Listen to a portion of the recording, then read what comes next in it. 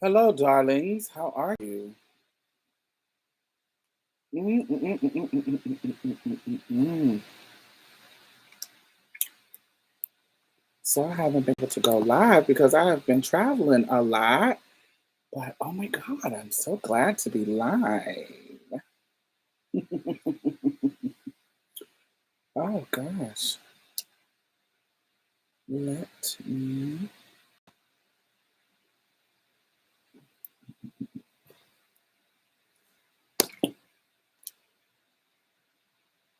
Oh, this is going to give me a glare. How has everybody's. We are deep into fall. We are deep into fall. Wait, is this? Yeah. Yeah, we're about to get into winter, right? Mm. You're deep into fall. How is y'all fall going?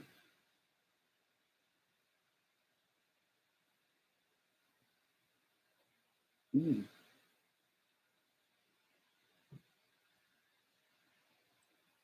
Hey, Nubia. Hey, Wade.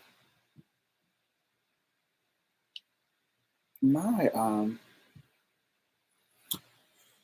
summer was great. My fall was great. Is going great. I hate to start out like this, but did you find out how Brandon passed? Yes, I did find out how Brandon passed. I was one of the first to know.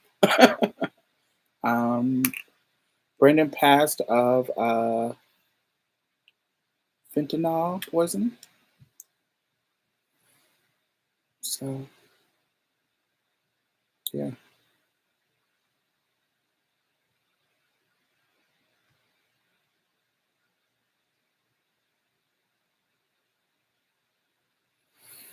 But yeah, that's how. Yeah, I'll probably talk about fentanyl in a coming weeks because I just came back from Puerto Rico and I was there for the harm reduction conference and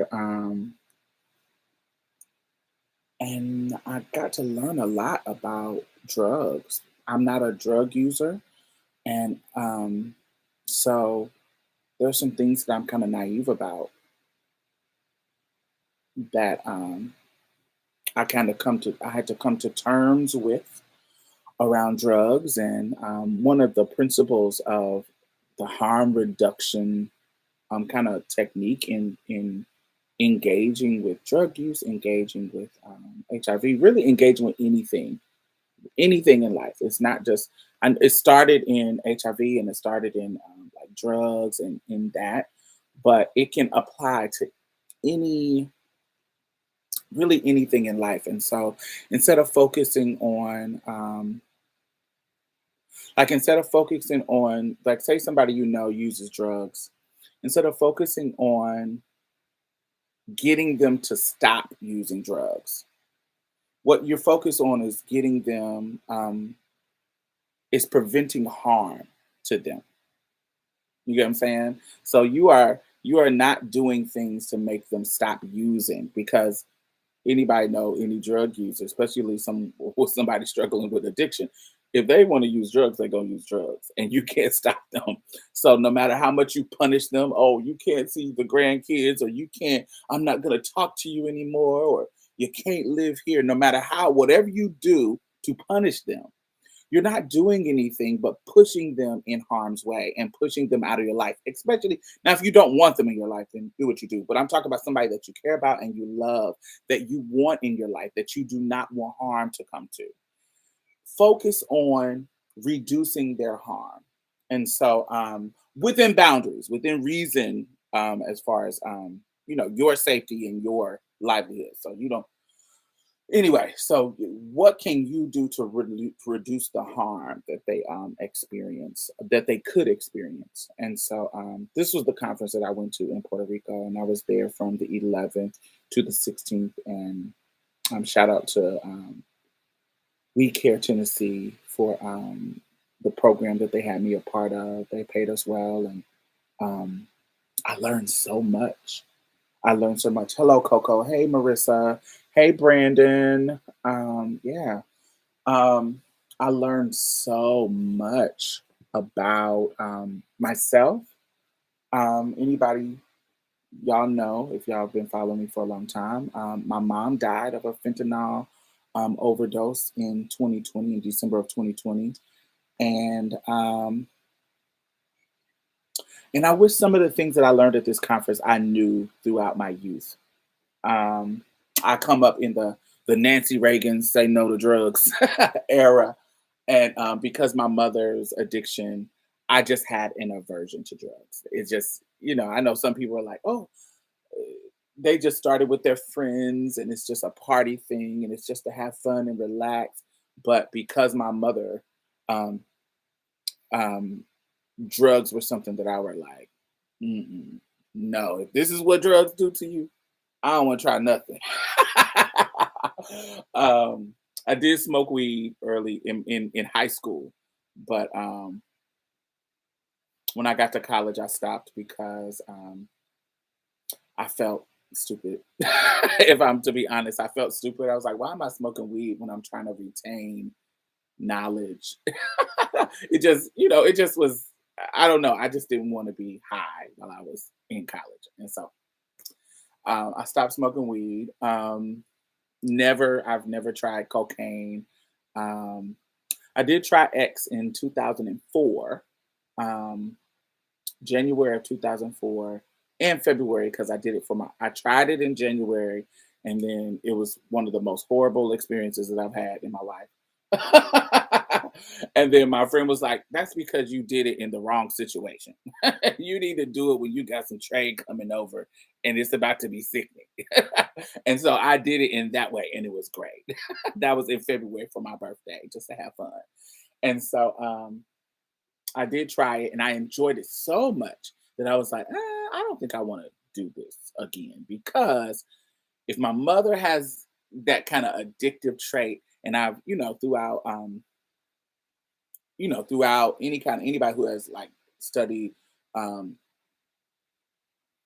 drugs and any kind of sociology and therapists and psychology and they talk about things like this being hereditary, and I was like, ooh, I like this drug, so I might not want to play with that because if my mom's any kind of addiction trait is in me, I need to not even play. So I never really tried X again after that scenario. And so it's never something that I really experienced. And so with my mom, hey Will, hey Maxwell, uh, it just was I had an aversion to drugs, and so um, I was like, and so in these spaces, so it was always, and with my mom, I was always. We went through, honey, trials and tribulations, babe. Trials and tribulations, baby. When be cussing her out. What kind of mother are you? Because my mother was all. This is the negative side of my mother is, I want to say, um, this is the kind of like the issue. Hey Tanya, I am doing all right. Um, this is kind of like the issue with my mom. So my mom, on a person to person level, my mom is like super sweet. She's super nice. She's funny. She's humorous. She's super affectionate, kinda. Um, I don't want to say super. She's regular affectionate, just regular, not super, but regular. Um, she do anything for you. She's the type that's gonna cook something. She's like in her normal state of being. She's just a good person. She with a big heart, do anything for anybody. She's just that kind of person. So engaging with my mother as her child is kind of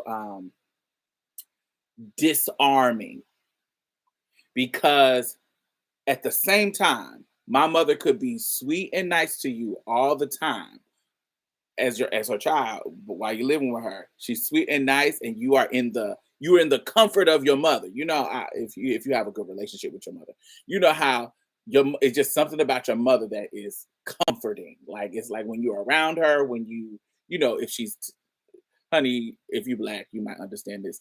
Honey, my mother would get in my head and get to scratching the dandruff, greasing my scalp or something. My mother is always doing something in care of you. Okay. And so, but at the same time that my mother's personality is like that, she will be taking all the rent money and smoking dope. And so you think everything is going good. Like, ooh, how was my mommy? And honey, the lights are cut off in the next hour because this bitch done went and smoked all the money up that you gave her. That's my mother. So she's neglectful. That's what it is. She's not abusive. She's neglectful. So her abuse didn't come in the form of being negative to us and being like physically abusive and cussing us out. And that wasn't my mom. But honey, when it comes to neglect, that was my mom. Honey, you will be sitting there and she done cooked a whole full course meal, and baby, the sheriff's is on the door with the landlord talking about, oh, y'all need to get up out of here because y'all ain't paid the rent. That's my mother. So it's hard to be angry at her because she's so sweet and so nice. Do you see what I'm saying? She's so sweet and she's so nice and she's so it's kind of disarming. It's kind of you wouldn't know. Like if you see me and my mother engaging, you wouldn't know that is our history. And so as growing up as a teenager and as a young adult, I had to learn to not let her disarm me and hold her accountable. And so there was a part of me in my younger years that would be like, no, stop trying to be nice. This is not about that. This is about, why did you do this stupid shit? Why are you being irresponsible with money? Why did you steal from me? Why did you go in my purse and take $300? You smiling and being fucking nice, but bitch, you went and took my fucking money. Why did you do that? So I had to learn how to be um more direct with her and more, and it's hard because your mother goes from your caretaker and authority figure to a when you're an adult, if it's a I think if it's a healthy relationship, they go to like a confidant and a friend, and you get what I'm saying, where you know um but I started to be more of the parent. Yes, like I was more like my mother's sister. And she would say that because you know what I'm saying. I was the one who, if like her, it really like her sister. That really how it was. I wouldn't say parent because I didn't really necessarily have to take care of my mother in the sense of there's very there's very few times that my mother lived with me, um, and and my mother kind of knew not to ask me for money, so I wouldn't say my mother was like a mooch because that never really was the case. Sometimes, but more as her sister. Like I would be the one that has to um um you know uh, I'm my brothers come to me when they need something, not my mom. My brother, if they need something and it's an emergency and they need something taken care of, I'm the person that they're going to come to, not my mom. And my mom is going to default to send them to me. Why don't you ask Diamond to do it? Call Diamond. So instead of me being the older sibling, it almost like I have three children. Um, and when I wasn't talking to my brother, two children, my mom and my little brother, and the rest of any other kind of people that I'm mothering or sistering. So it was kind of, and it would be difficult because I don't always have that type of person there for me. I now I do as I gotten older, but when I was younger, I never had that type of I didn't have the type of support system where I needed to where I had to be the one when I needed somebody. I didn't have that. I was that for other people. And so and so yeah. Yeah. And so I had to, as I got older, I had to learn to find those in other places. And so the drug thing really just um sit didn't sit well with me. And so I say all that to say, when I went on this conference, it just exposed me to um to just different ways I could have handled it while she was alive that would have been, and not to say any of this is my fault, period. No, not that. But there are certain situations and certain stretches of time that me and my mother could have had a better, more enriching relationship than we did, because I was not handling it in a way that was that could induce a healthy stream of communication, still with boundaries and limits. That's not harming me. But I'm more of a cutoff type of bitch. I'm more of a I'm done. And not necessarily run away, but I don't need to deal with it. And so if we come back together, usually we have to still work through the issue because I didn't actually keep the line of communication open enough to, and this is, we're only talking about somebody that you want to be in a relationship, a healthy relationship with. Some people you cut their ass off because you don't want to be them to be in your life. But I'm talking about people that you want to be in community with. So some of these principles were quite amazing, and and I learned so much. And so yeah, that's where I was at last week in Puerto Rico, having fun and doing my thing. And yeah, it was just a beautiful, wonderful experience. You think you could have had more tendering with the tenderness?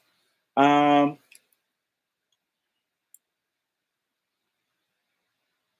um, I think the last, I want to say 5 years of my mom's life, I was naturally going into the harm reduction way of doing things. I just didn't know that there was a strategy. That's what it was. Because I remember, hmm, maybe like 2018, my mom called me crying. She called me crying and was like, "Oh my God, Tony is my middle brother. Tony won't let me see the kids, and um, Aunt Joe told him that I was getting high, and now he won't let me see the kids, her grandkids. He cussed me out and won't let me see the kids, and I don't know. I'm trying my best, Diamond, and I just don't know what to do, and um, I know I fucked up y'all life." Basically, this whole little woe is me story. And at the time that she called me, I was having an amazing like little lunch at this restaurant in San Francisco, and my whole day was going amazing. The lunch was amazing, and her calling me in the middle of this amazing, like beautiful experience, it triggered something in me. It triggered something, and I didn't want it to be ruined by this conversation.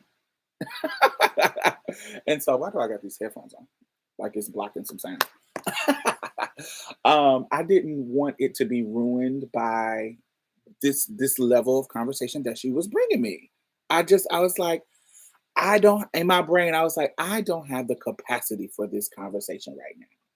And I might have the capacity, but I don't want the capacity. I don't want to have this conversation right now. So what can I say in this moment that will convey to her that, in a nice way, that I don't give a fuck? And not in a mean I don't give a fuck. Um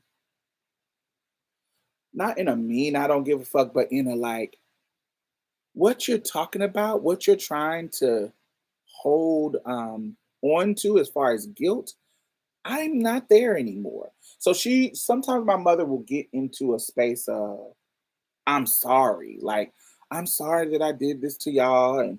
Um, and when I was younger, I needed that. But when I was older, I didn't really need that because we have we had got through some shit and had been some forgiveness that had happened. And so I told her while I was sitting there eating my food, I said, Mom, I can't tell you about Tony because what you got to understand is that me and Rakim is the youngest, me and Rakim, we had to deal with your drug abuse really directly because we were in the house with you. We were, going to group homes, and Rakim was staying with my grandmother, and then had to stay with me when I got older and aged out of the group home, and then we lived with you, and you relapsed again, and we have been dealing directly with the consequences of your drug use um, for a long time, 20, 30 years. And so dealing with this for us, we've gotten to a point of, I don't want to say tolerance, but a point of functionality with our relationship. Tony, on the other hand, because he was with his dad, my mom gave him to his father because his father was the only one of us who had a father that gave us, not that gave a shit, but that was about something. Um, and so because of that, um, he didn't have to deal with their issue, his feeling of being abandoned because she gave him to his father and we were still with her. He felt like, oh, you abandoned me and kept your other two kids. You just abandoned me over here with my abuse. And his father was abusive, even though he had stability, job, he was physically abusive. You abandoned me over here with my father, and didn't give a fuck about me. So there's abandonment issues with him, with my mom. And so they have their own relationship issues. And he hadn't been able to deal with her directly until these last couple of years of her life. And so he hasn't been in a space where he had to cuss her out and share his feelings and get past the sweet and nice part of my mother to get to the real conversation. And he hadn't had to deal with that in the same way that we had. And we had gotten past it years ago. And so he was in that fresh stage where I'm actually dealing with you.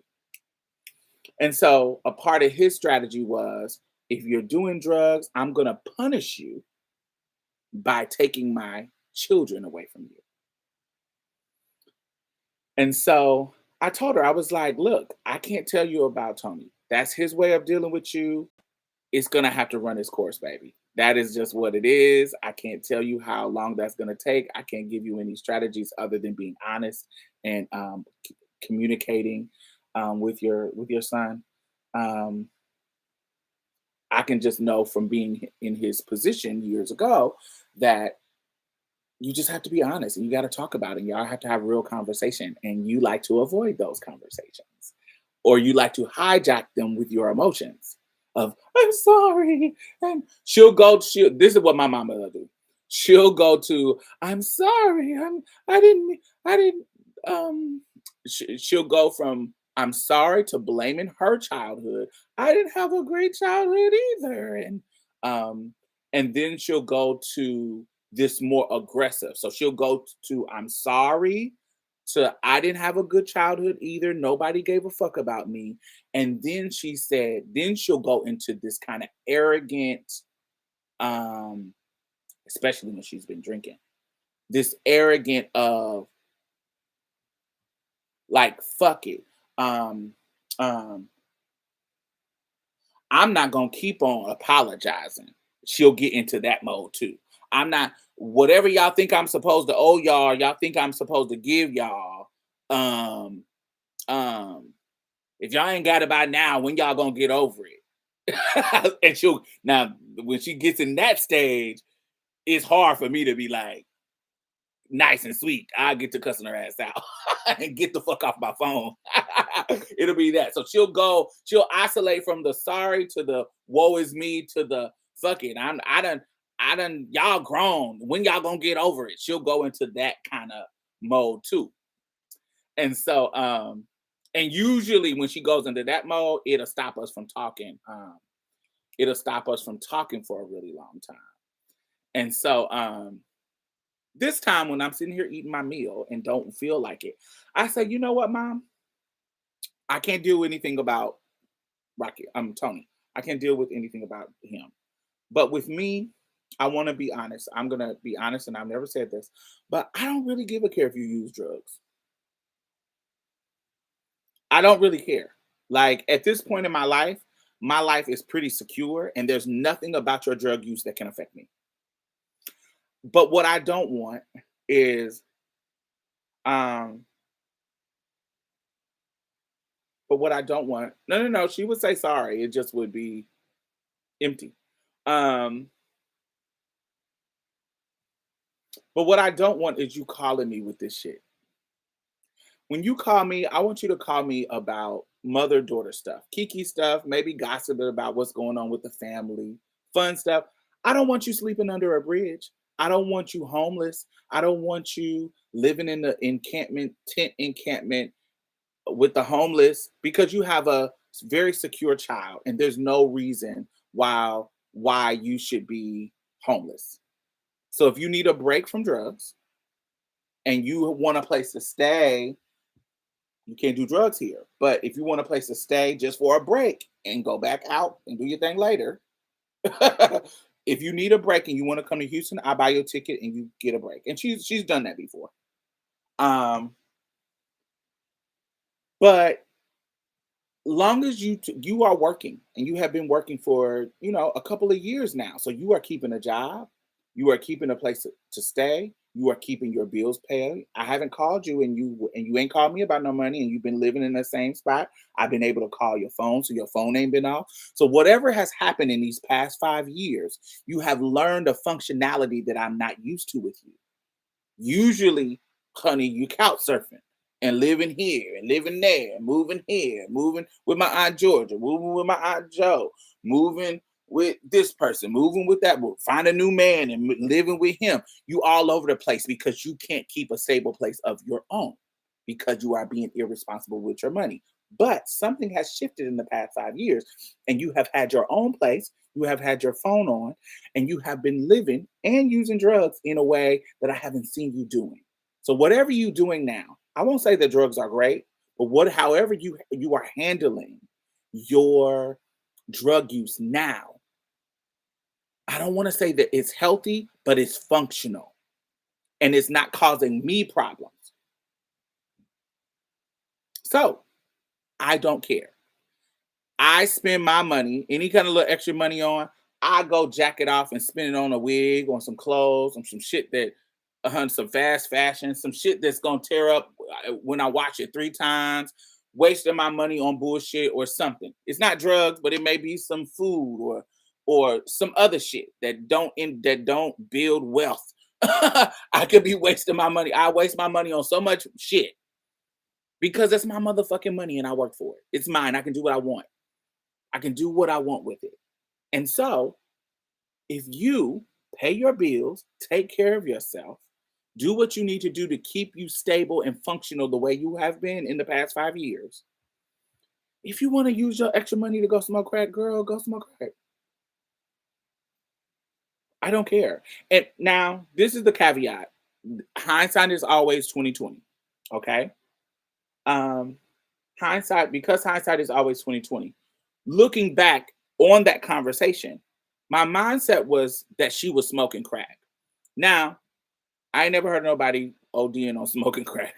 That's just not something that happened. Usually you OD on fucking you know, heroin or something that you're shooting up.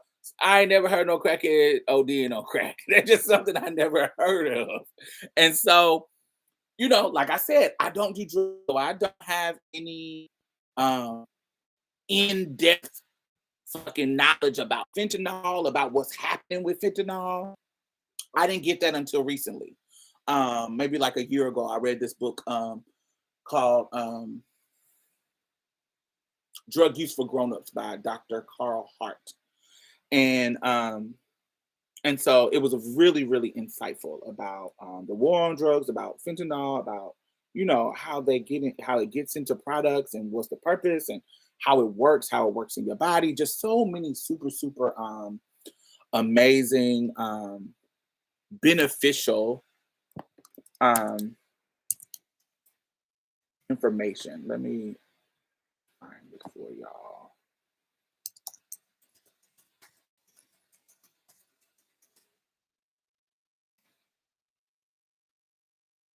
Yes, it was so good.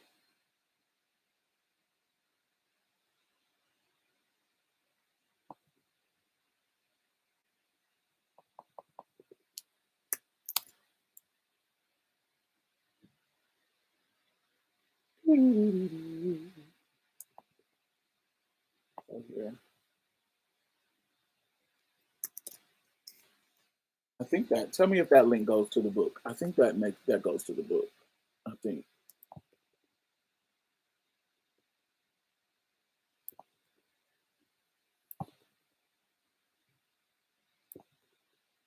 Does that link go to the book?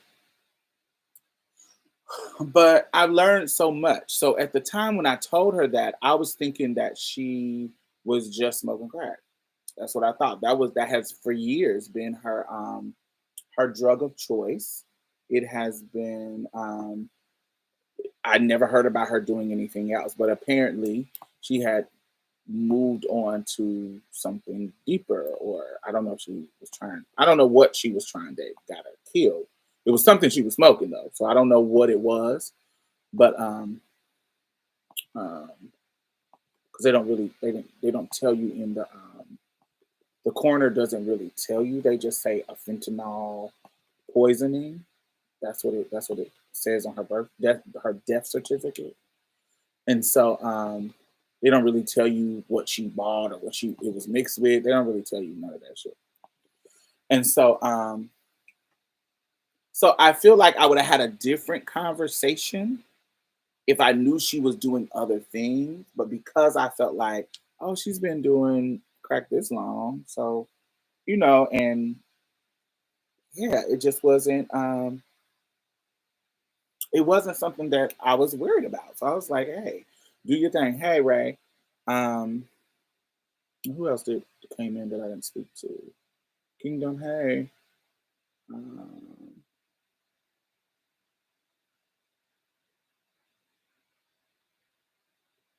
Tanya. Um, so so it was at the time. I may have had a different conversation, um, um, but still, I feel like you have been functional, and I don't really care. And I don't want to have these conversations, this circular conversation that we always have about your drug use. This. I'm sorry, I had a bad childhood.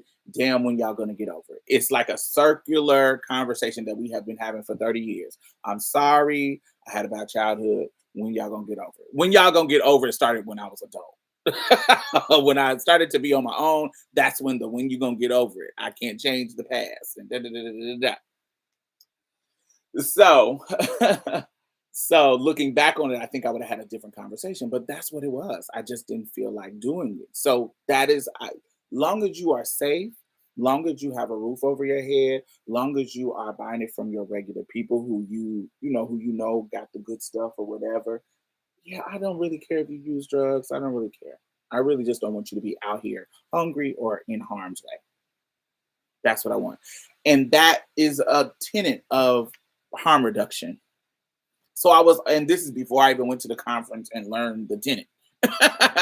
So I was already moving towards that direction. I just didn't have the theory.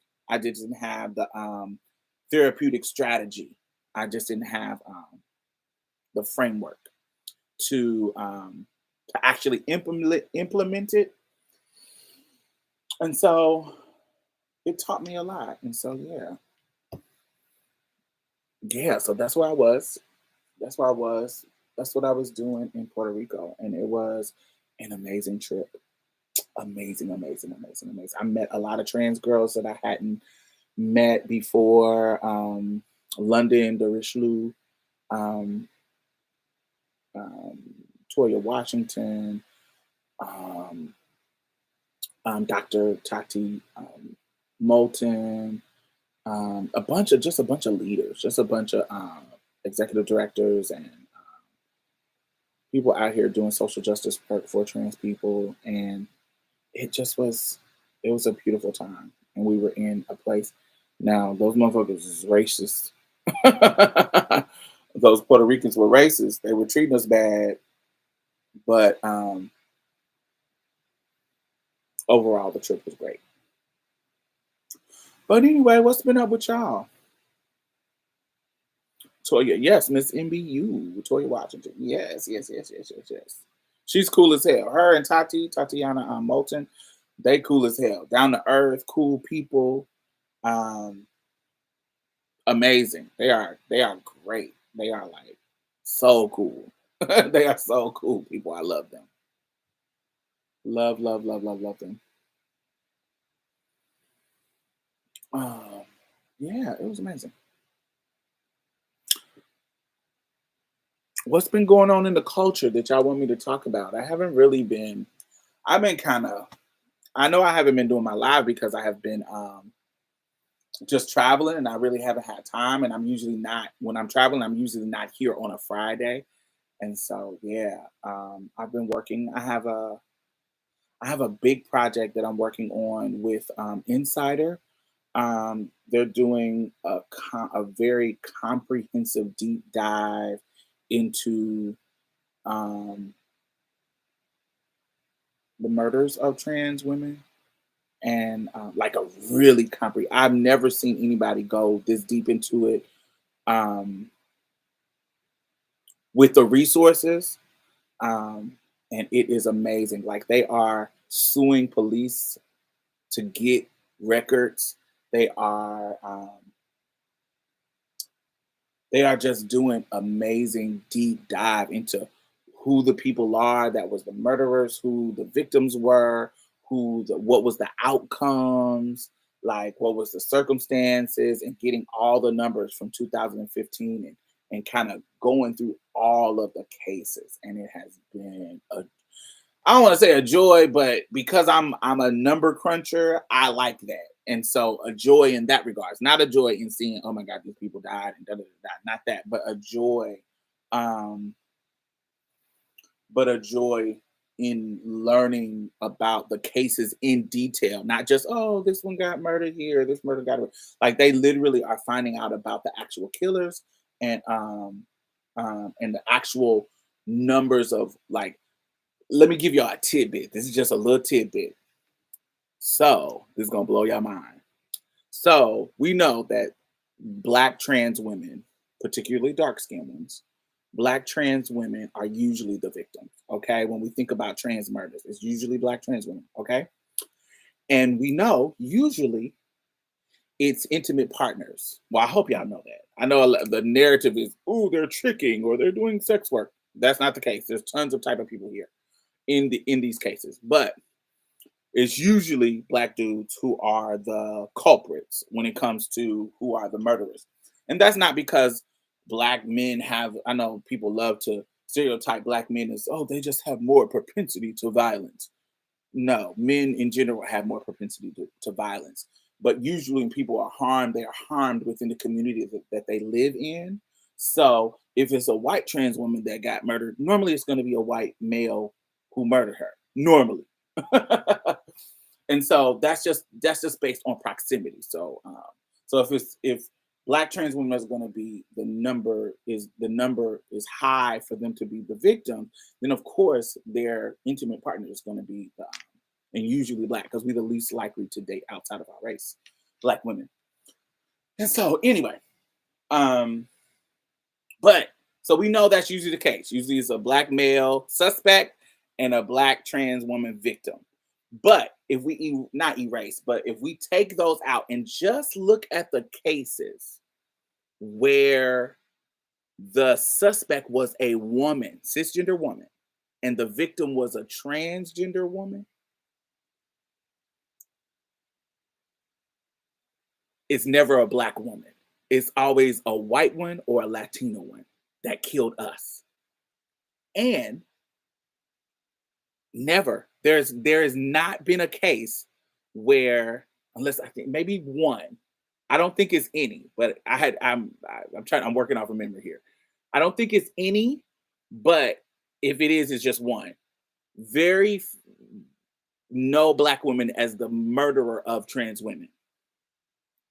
And the women who are not black, cis women who killed the trans woman, almost all of them get off for the murder based on self-defense.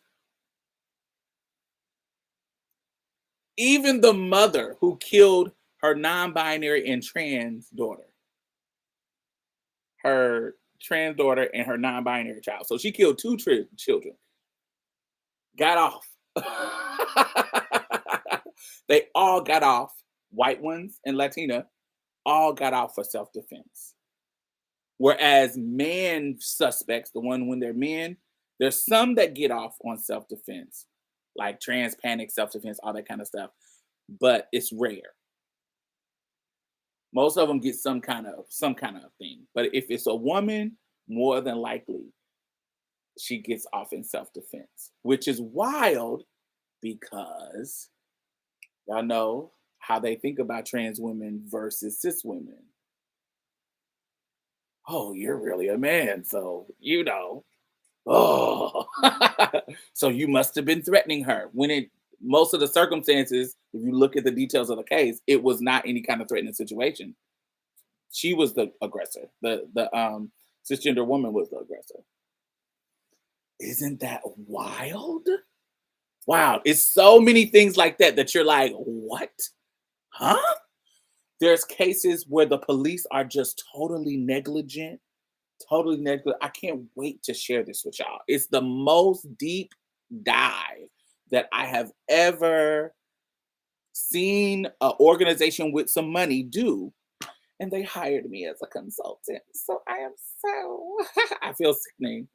And I'm going to get a producer credit. So it's going to be so dope. So I can't wait to share it with y'all.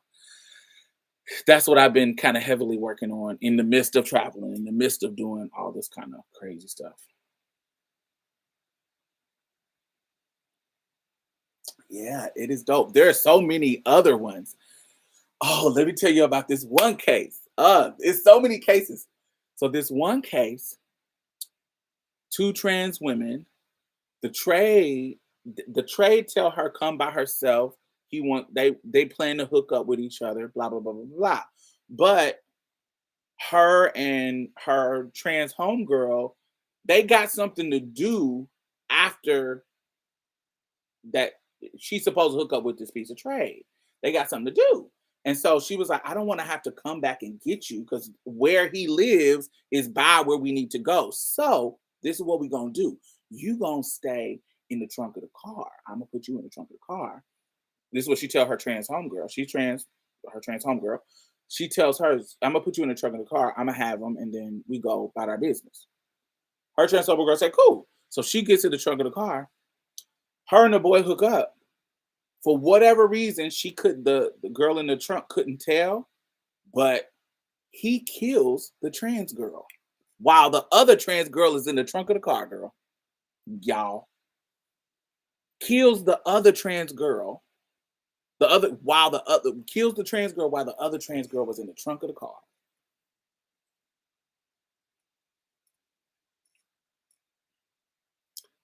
Do y'all think he got off?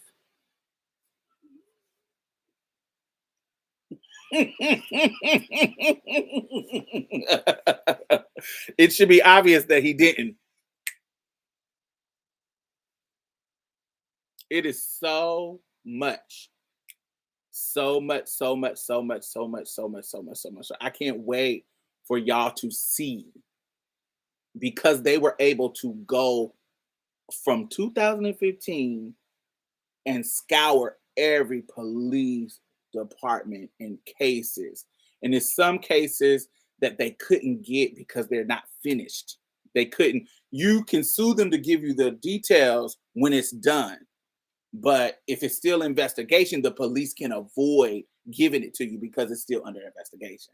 But when it's done and everything has been, they have gotten the verdicts and da da da da da, they can they have to give them to you. So they some of them, because it implicates them, um it implicates them, they don't want to give out the information. Like one girl was suing the police department because there was a police brutality situation where the police had beat her up real bad. Fast forward to a year later, she's in a domestic violence. She's suing the police and she's in a domestic violence with her boyfriend, her live-in boyfriend. And he gets to beating her up, but she can't call the police because the police have been harassing her because she's suing them about the police brutality shit. And her boyfriend kills her.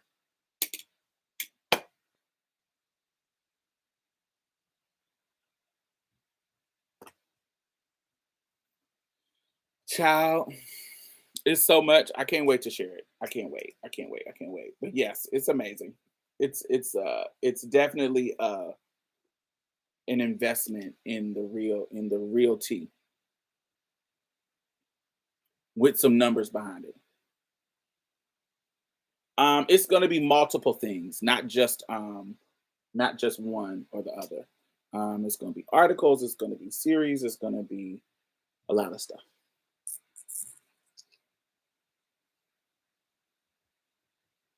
And they are paying very well.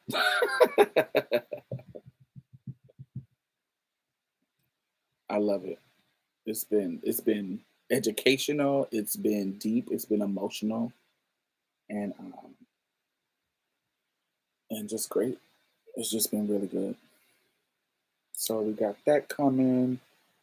What else have I been doing? So this is officially, this is the hope. My book will be released February the 14th. We are wrapping up the editing process. Um, so I'm trying to, because it's called The Love Beneath. It's named after my series here on YouTube. Um, it is so hopefully this is just everything goes as planned. Hopefully it will be released on Valentine's Day or either that weekend. And so I'm trying to have a party, like an event to release the book, but my coins ain't right. I got so much debt. If they I paid off my credit card, one of them this week. Yeah, this week. And I got another one that's fucking to the max, baby. I got like four credit cards. Yeah, I got like four credit cards, and three of them are paid off, but one is the one that's the limit. That motherfucker's so fucking high. So I gotta really work on getting that down. So if my coins are right by February, if I hustle and get my stuff right, I want to have an event, a party for my book release. But if not, it'll probably be in June. I'll still release it in February, but the actual event for my book will be around Pride, Pride, or maybe BTAC, because BTAC is at the end of April. So I might have an event during BTAC while everybody is there. So that's the plan, but I want to do it in February when it actually is released. Did y'all see the Chance the Rapper situation? They eating him up because he was liking trans porn on Twitter. Yeah, I seen that, but I'm so over that and giving that life. It is annoying.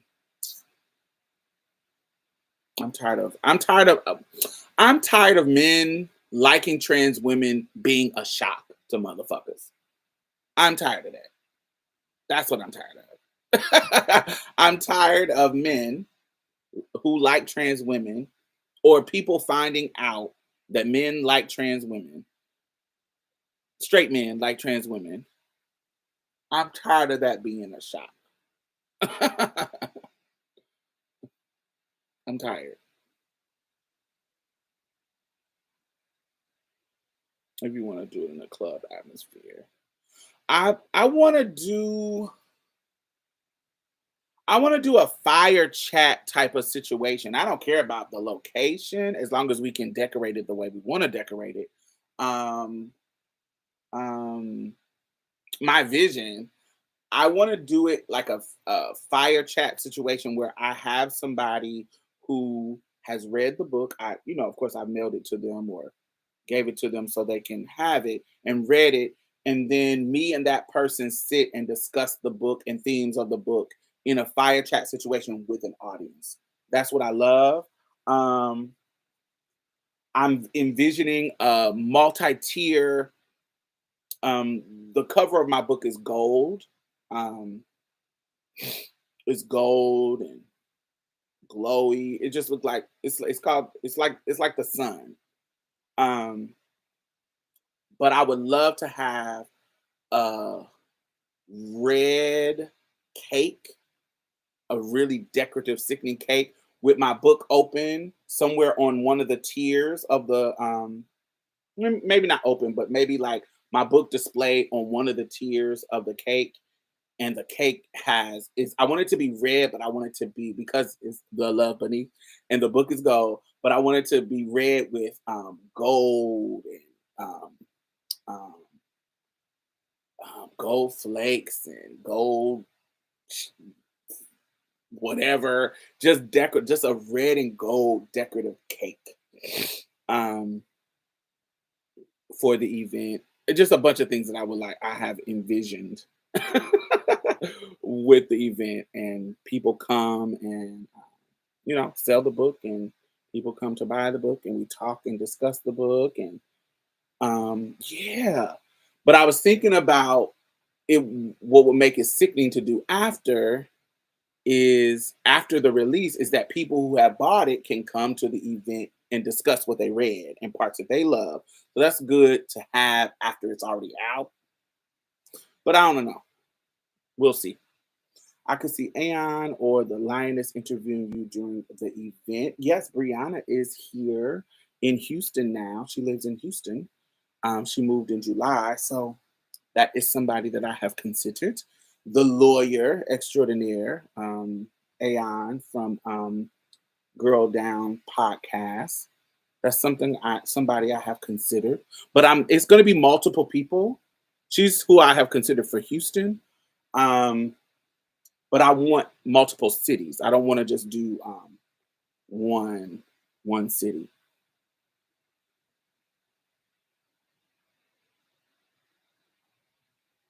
Yeah, she told me y'all hung out. She said you gagged her, bitch. She said that bitch. I didn't know that she was out here doing drag, flipping and jumping and gagging the kids. I said yes, ma'am. She been doing that. And she said yes. This thing was wearing it out. I was like, that's her style. She said she got her life. Hey, long time no see. Hey, Shonette, how are you? Um, Hey, did you hear about or discuss the Hennessy Marie? I have no idea who Hennessy Marie is. Um, I did hear about the Chance the Rapper stuff. I've been hearing about Kanye. I have been I've been off the grid, y'all. I've been kind of working and editing and watching my good shows. Um, House of Dragon, baby, and Lord of the Rings and Handmaid's Tale. All my good shows is back, honey. So I've been kind of watching my good shows, my stories, as my grandmother would say, watching my stories, honey.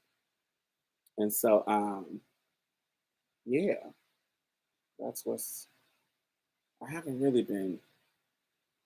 And October is the month that Marsha's Play takes a break. We have a break all month. We do that every October, and so I keep hearing about The Watcher, and I'm seeing the preview. I don't know. What is The Watcher about? Like, what is it? Is it a killer? Is it a killer show? Is it a thriller show? Is it a what is that?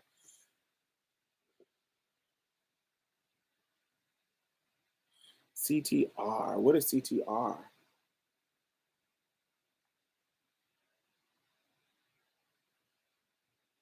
Oh, Chance the Rapper. Um, they are carrying over on Sandra Rose about, baby, I blocked Sandra Rose, honey. She got too gutter bucket. They had an image of Marsha P. Johnson on AHS. Yeah. It's Ryan Murphy being lazy. Oh, The Watcher is Ryan Murphy being lazy.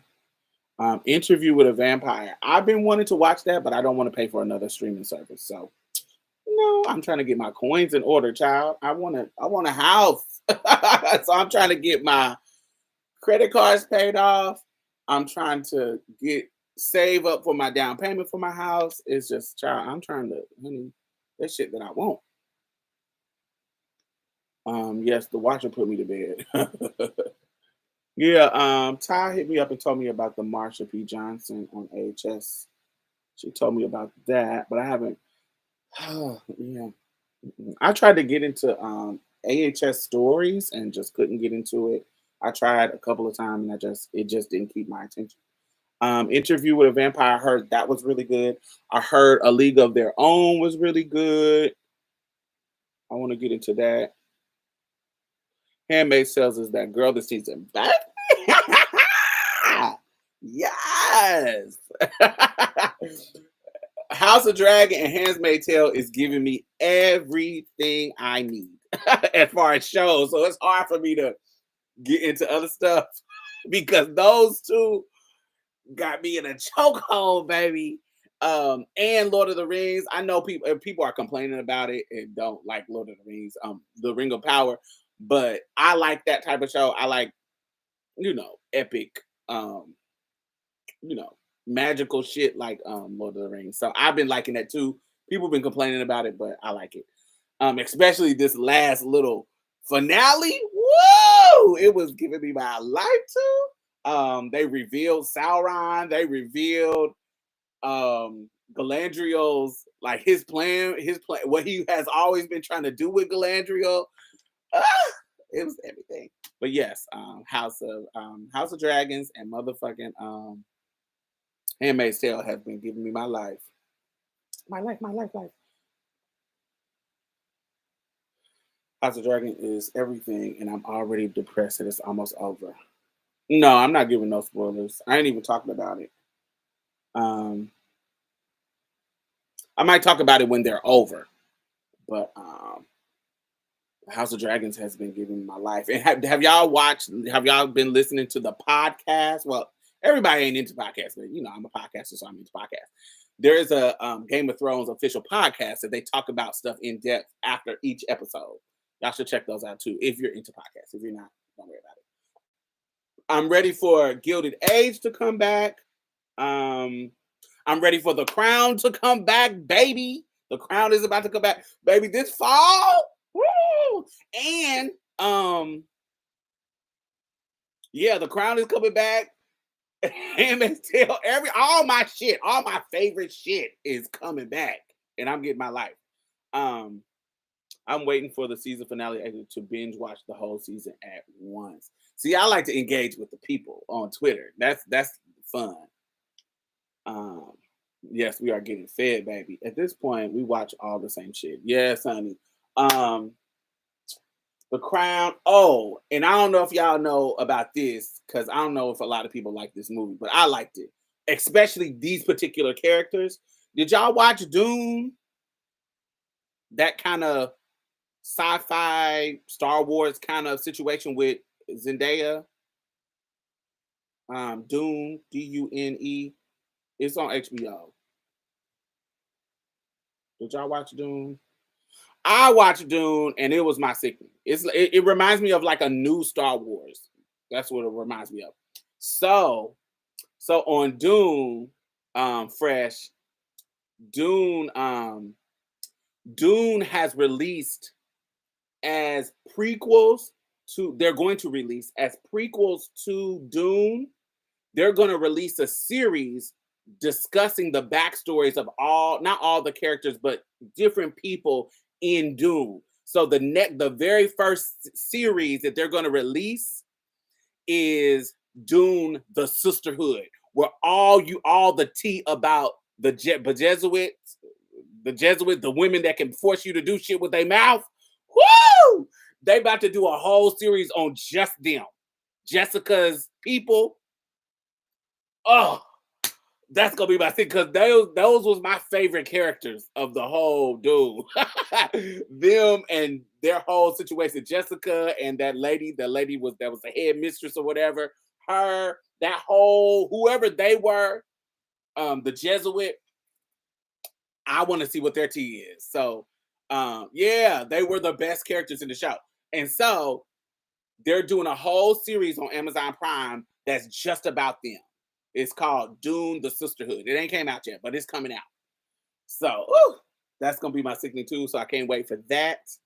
Um, I'm ready for. I don't know if y'all watch this. This is another show. It kind of got pushed back because of COVID. A lot of shows got pushed back because of COVID. Um, they were my favorite in the original too. Um, um, Carnival Row.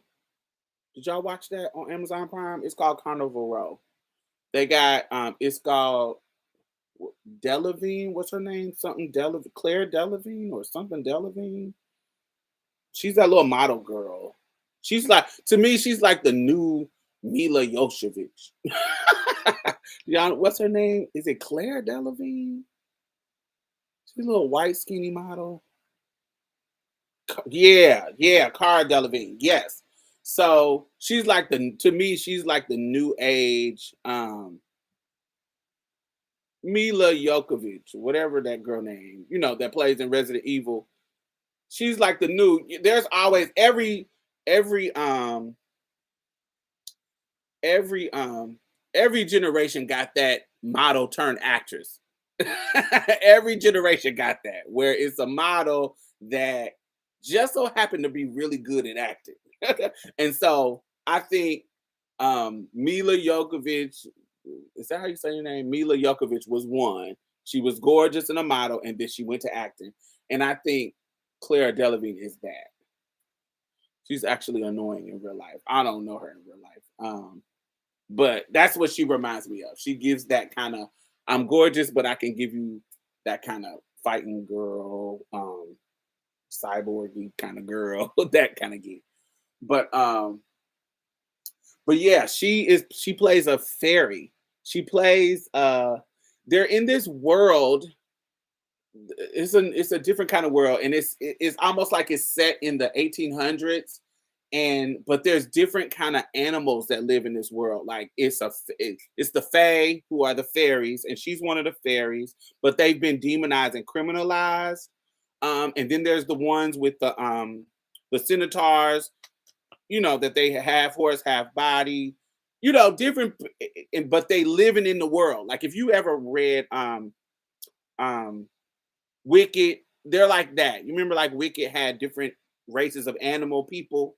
It's like that, but it don't have nothing to do with Wicked. But that's to give you the idea that there's different races and they do different things. Usually they have some kind of magical something or whatever. And so it's called Carnival Row, and it's on but it's serious. It's not like a comedy or cartoon or nothing. But she's like a fairy, and one of them have been they have been accused of murder, falsely accused of murder, and it's just a bunch of shit going on. I can't wait. And the main character is her and Orlando Bloom. I think that's Orlando Bloom with his fine ass, the one that played Legolas in Lord of the Rings. But he's the main male character, and she's the main girl character. And I liked it. And so yeah. What about the model who played in Lovecraft Country? Oh, I haven't seen her. I've seen her in other stuff, but just randomly. But I think she's sickening. I love her. I love that actress. She does give.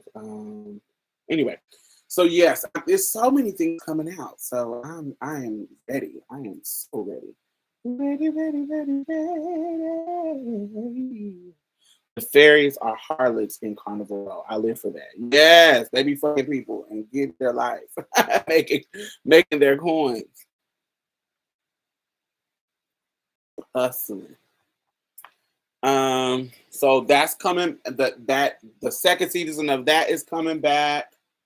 Um, but yeah, I can't wait till The Crown because it brings in a new actress to play. This season brings in um a new actress to play Princess Di. So she's older. She's not the young, you know, 1920 something year old girl. She's in her 30s now. This is when we're getting into the scandals of Princess Di. And they bring a new actress. They bring new actors and actresses in to play all of them. And so they bring Miss Thing that played Mrs. Umbridge, who is one of my favorite white actresses. The one who played Mrs. Umbridge on Harry Potter, whatever her name is, and she played on Vera Drake, and she played on something else. I can't remember. But the actress that played Mrs. Umbridge, she's coming in as the queen, which I think is a perfect cast, and she's about to kill it. So I know she's about to give it all she got, baby.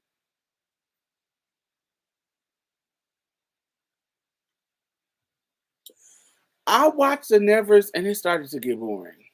I started watching the Nevers. Do they have a second season? I watch it all the way to the end too. But those last couple of episodes, they were dragging me along, baby. I was not getting my life. The beginning I was, but then I just would. It stopped. I stopped living for it.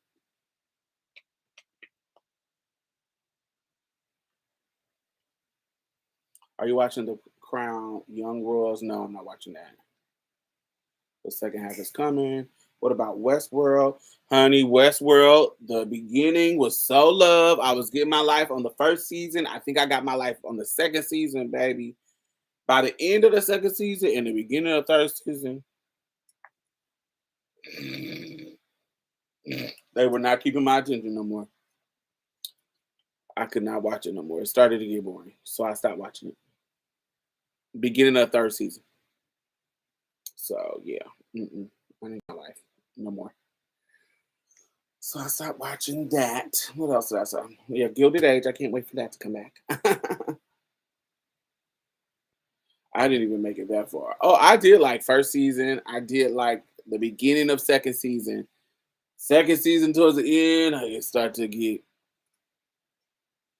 boring. It started to get boring. Mm-mm, What else? What else? What else have I been watching?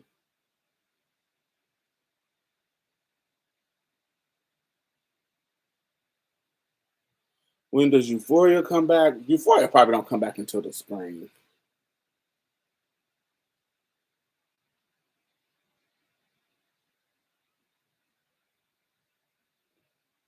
I heard they're not bringing back a few major characters. Oh, I don't know. I don't know what they're gonna do, but I enjoy them. So I haven't been disappointed by Euphoria. So whatever they choose to do, I must see what it gives. Mm, yes.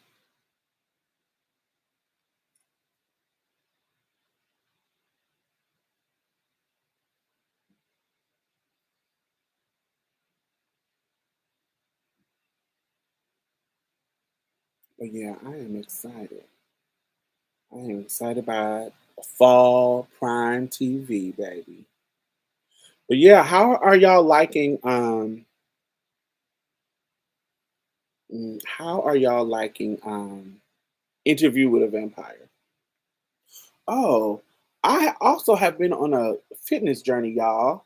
I started working out very consistently June the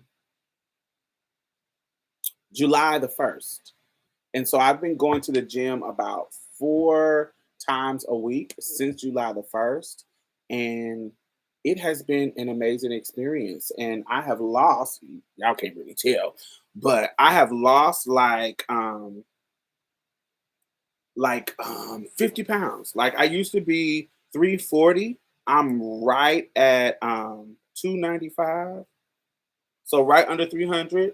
I have really slimmed down, but I'm trying to get to like 250, 230. Um, but I'll look at this. Y'all probably can't see it, but because it's your body, you can tell the difference. Because I have been lifting weights. Look at this right here. Do y'all see that? I never had no muscles right here. And now because I can bench press 90 pounds. I wasn't when I first started, I wasn't able to bench press.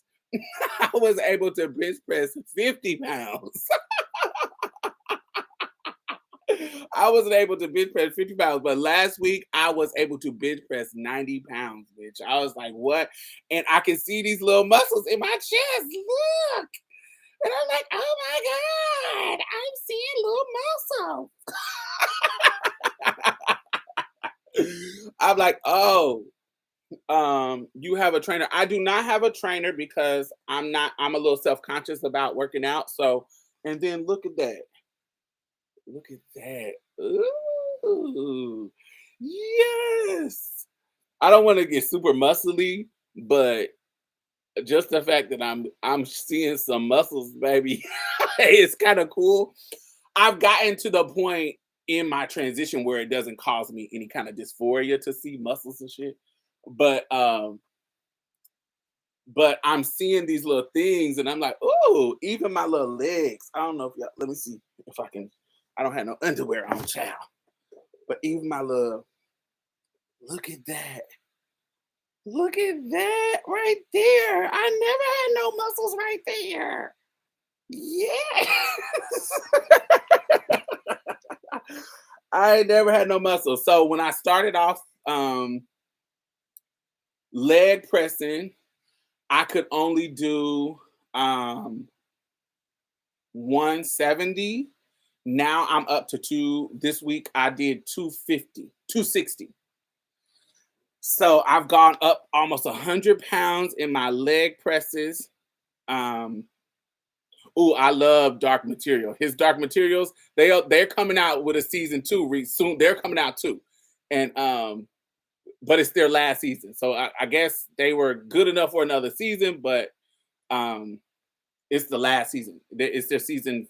It's their series finale. It's their last season ever, which I'm disappointed in. I wish people liked it, but it was good. Um, but anyway, so I was able to leg press 60 pounds. Um, what else did I go up to? You know what's funny? Girl, they done leaked Renaissance Part 2, Dark Angels. Girl, send me the link, girl. Send me the link, honey. um, God, what is honey? Beyonce team need to see this is why she don't need to tell people at all. This is why she don't need to tell honey, just keep that shit in your own computer, child, and tell your people like, yo, here, we just gonna release it digitally first, and then we'll release it the other way another time. Let's just, honey, keep it to yourself. Hey, team, enjoy life. Where the motherfucking videos at? Uh, so yes, so I have been. So what I do, I bought a gym membership. So I did not get a trainer. I bought a gym membership.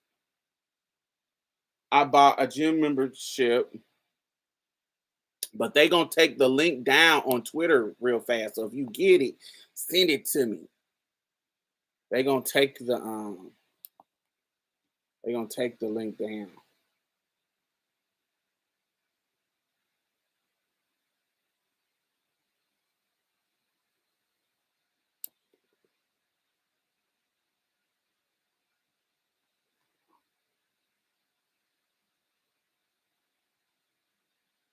It's not trending on my end. I don't see it on my Twitter. They don't talk about it.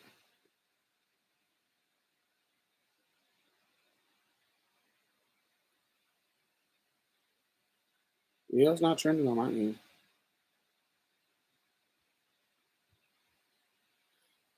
Um, Mother, um, Mother Taylor Swift new album is trending. Anyway, but yes, I don't have a trainer. I just got a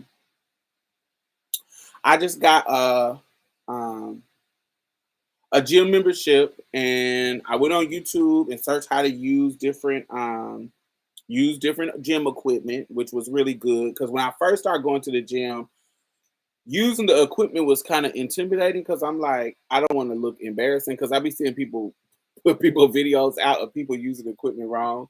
And so it was kind of intimidating because I didn't know how everything worked or whatever. Um, so searched on YouTube and there was this chick who had this video of how to use equipment properly or whatever, which I thought was perfect. And so I picked a gym that was 30 minutes away from me walking. And so to get the membership too. And so I can actually, so what I do is actually, is fake. Oh, okay, good. Um, I can actually walk to the gym, use the walk to the gym as my cardio, the walk there and the walk back. So it's about 20, 25, 20 to 30 minutes, depending on how fast I walk. And so that's giving me a total of 40 to 60 minutes of cardio there and back. So when I get to the gym, I don't have to do cardio unless I just want to. And so I immediately, when I get to the gym, I'm already sweating, especially since it was hot and shit. Now it's kind of cooling down, so I wasn't sweating this last little time. But before it was honey in the 90s, so I be already sweating and drenched. And so I'll immediately go and start lifting weights and just while I'm in the gym, just doing the weights. And so I don't really I don't really have to be on the fucking treadmill or doing cardio for so long. Um and so but my Africano boy on YouTube, he done changed his name to either African boy or something. I can Brian OG or something he done changed his name to. He has gotten certified as a fitness trainer. So one thing that we talk about, he done got buff and bodied. And so one thing that he talked about, he was like, Diamond, he was like, what you got to understand is that you being on hormones, you being on hormones is not gonna get you bulky. So a lot of times women worry about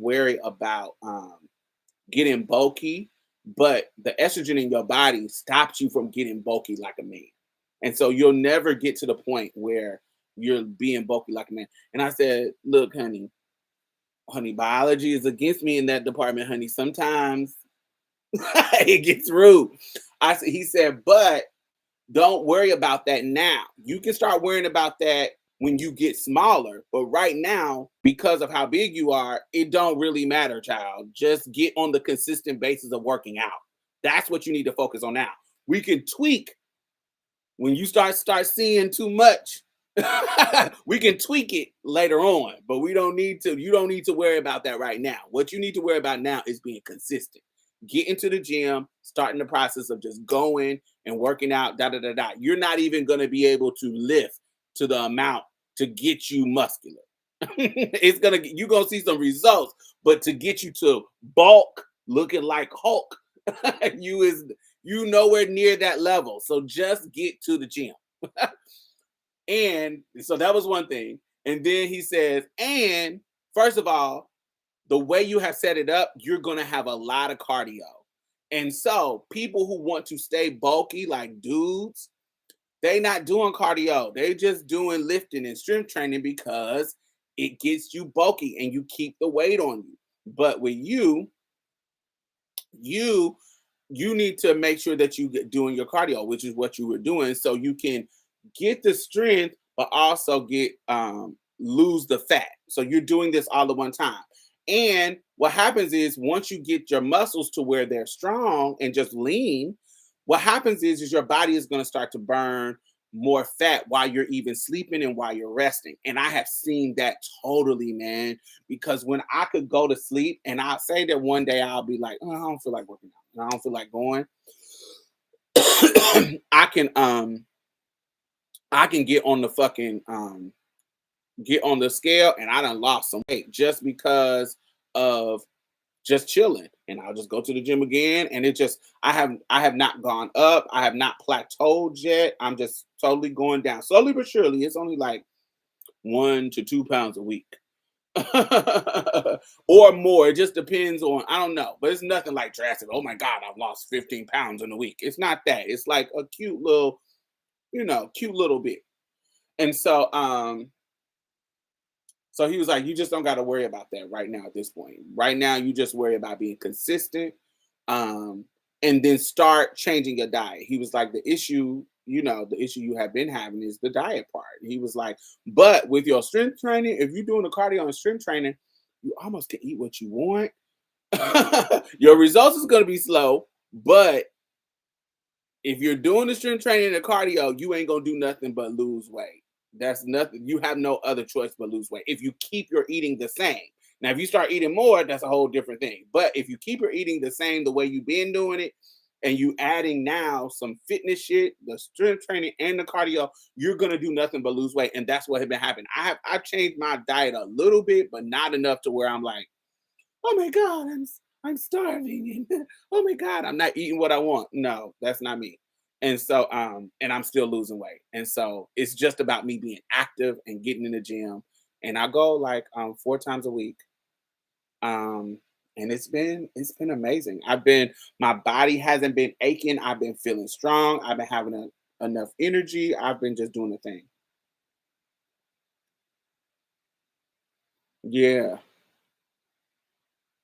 It's all about calories in and calories out. Yeah, it's been dope. I've been having a really good time.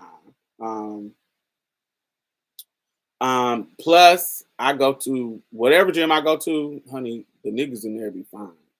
And so it's good. I have to wear my little glasses, child. So when I'm looking at them, they can't see me looking at them.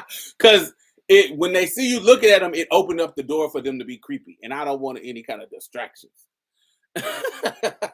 And so I'll be I got my little glasses that got a mirror on them so you can't see who I'm looking at.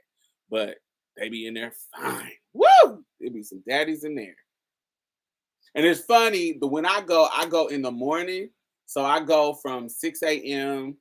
to whenever I get done. So like say from 6 to 6:30. I get up at 6:30, so I'll be at the gym by 7 o'clock, 7:15.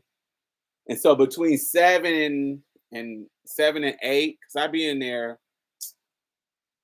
it only takes me like 40 minutes to hit all the stuff that I want to hit. So if it's like I do my body based on upper body and lower body.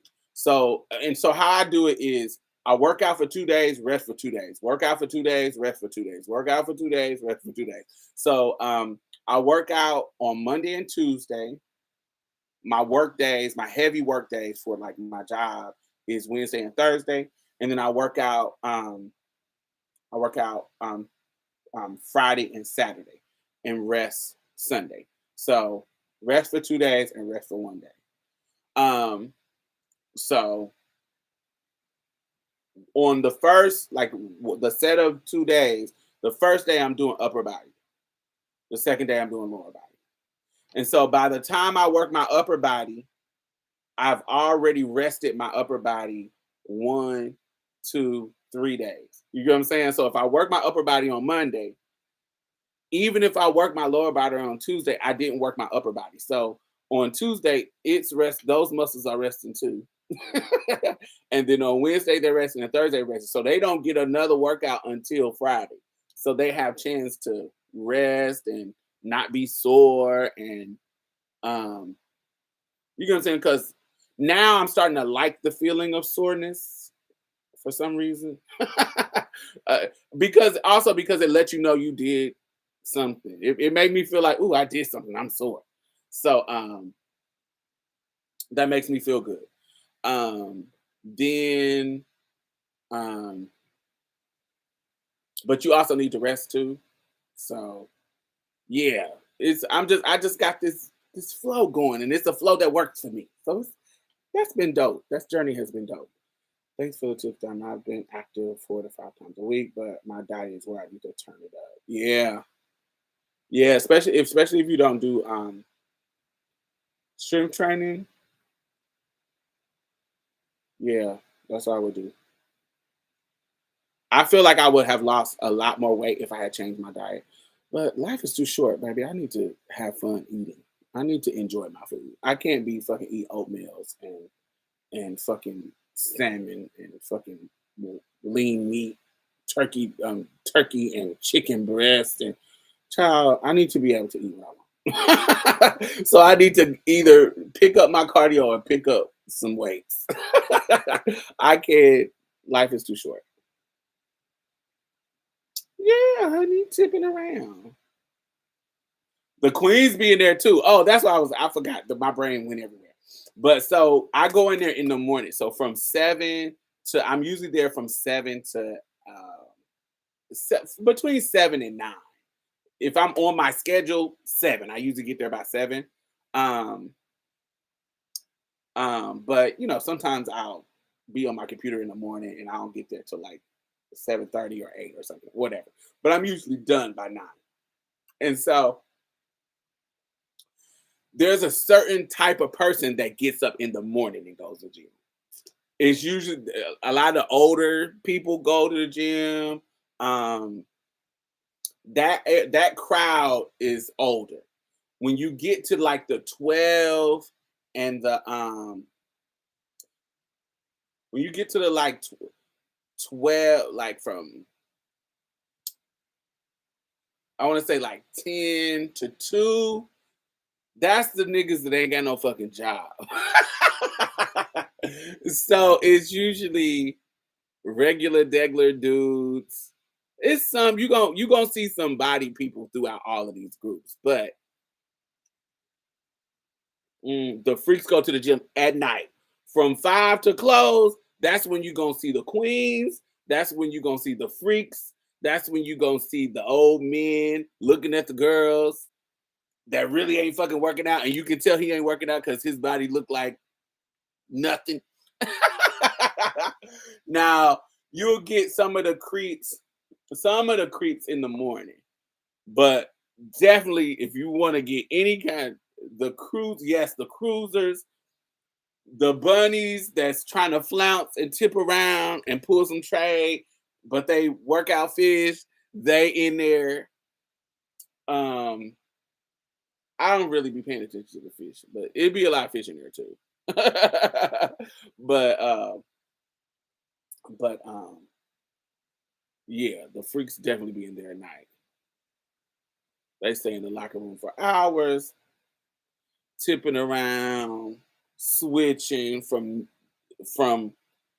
the free hand weights. Is it free form or free hand? What's the one that's not on machine? What are they called? The ones that you can pick up. Them, whatever those is, little whatever them is. They be going from there. Then they go over to these machines over here. Then there's these in our gym. These machines over here, they feel like they like this is for the serious, yeah, the dumbbells, the free weights, yes. These machines over here seem like they for the serious workout people. they like they look like they got the little things that you gotta pull off and pull on. I hate those. I like the ones. I only use the machines that you gotta pull the little thing and put it in. I only use those machines. The machines that you gotta put the fucking weights on each side. I don't do that shit. I don't like that at all. Those are for the serious people. I'm not them. Those people they be rude too. Like it just feels like that area of the gym is for serious weightlifters. They're fucking rude. I don't know. It's just too much on that. A negative about my gym too for me is the ab machines that I love is over on that side. They don't have them on the side of the weights that I like. And so I don't like going over there because the dude just feels like they just staring and looking and just it's just too much for me. It's too intense for my anxiety. Especially when you go to the gym, I'm not wearing no fucking makeup. You ain't got no hair on. I usually got a hat on. I'm feeling sweaty. I'm not feeling sickening. I'm not I'm not feeling, I'm working out. I'm not trying to look good. So I'm not feeling like at my best. I'm feeling, like working out. So they be looking at you, and so I hate that they got those machines over there because I be wanting to work my abs out on the machine because there's one machine that it feels like it's old. It's like real. I don't know, but the one next to it, it says they do the same motions, but the one next to it seems like it's newer and it's just more smooth. And I love that app machine. But I only do that when they're not a lot of motherfuckers in the gym just gooking at you. And that's after like 9 o'clock. That's before 9 o'clock. And so after 9, it's too many people in there. They're over there by the serious gym people that carry those big ass black um there's these like weights that you put on the machines that they like octagon and they're like big ass weights. And so they just be moving them from machine to machine and I don't like that. I like the machines where you take the little thing and stick it in the number of weight that you like. If it's 100, you put in that little hole and then it'll lift all the things above it. I like those. I only get on those machines. The plates, yes, I only get on those machines. But that's on this side. All of those type of machines are on this side of the gym. And it's perfect because it's right by the water fountain. There's another water fountain over there. But it's just perfect. It's by the treadmill. It's by the how you say it? Elliptical. I I be calling it the eucalyptical. The elliptical. It's by those. It's by the treadmill. So everything is the stuff that I like. It's all by except for the air machines. It's all together. And honey, the queens be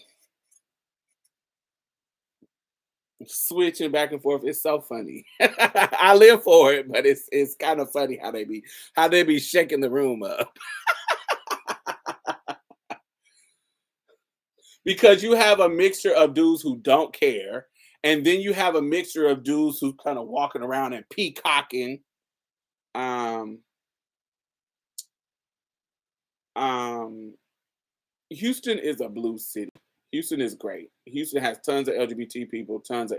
Houston is the fourth largest city in America. It is nowhere near backwards or anti-LGBT.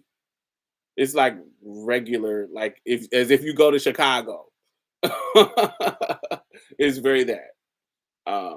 Tons of queer people all around, all sides of town. It's amazing. But you have the dudes that are kind of peacocking and yeah, bro. Those kind of dudes. And then you got the dudes who are just kind of focused and quiet and just kind of doing their thing. They're not paying attention to nobody. They got their headphones in and they're going. And then you got the talkative motherfuckers who just kind of go back and forth talking about dumb shit. Then you got the old people. Then you got um the people. There's always people there that I'm like, that don't seem like they know what they're doing.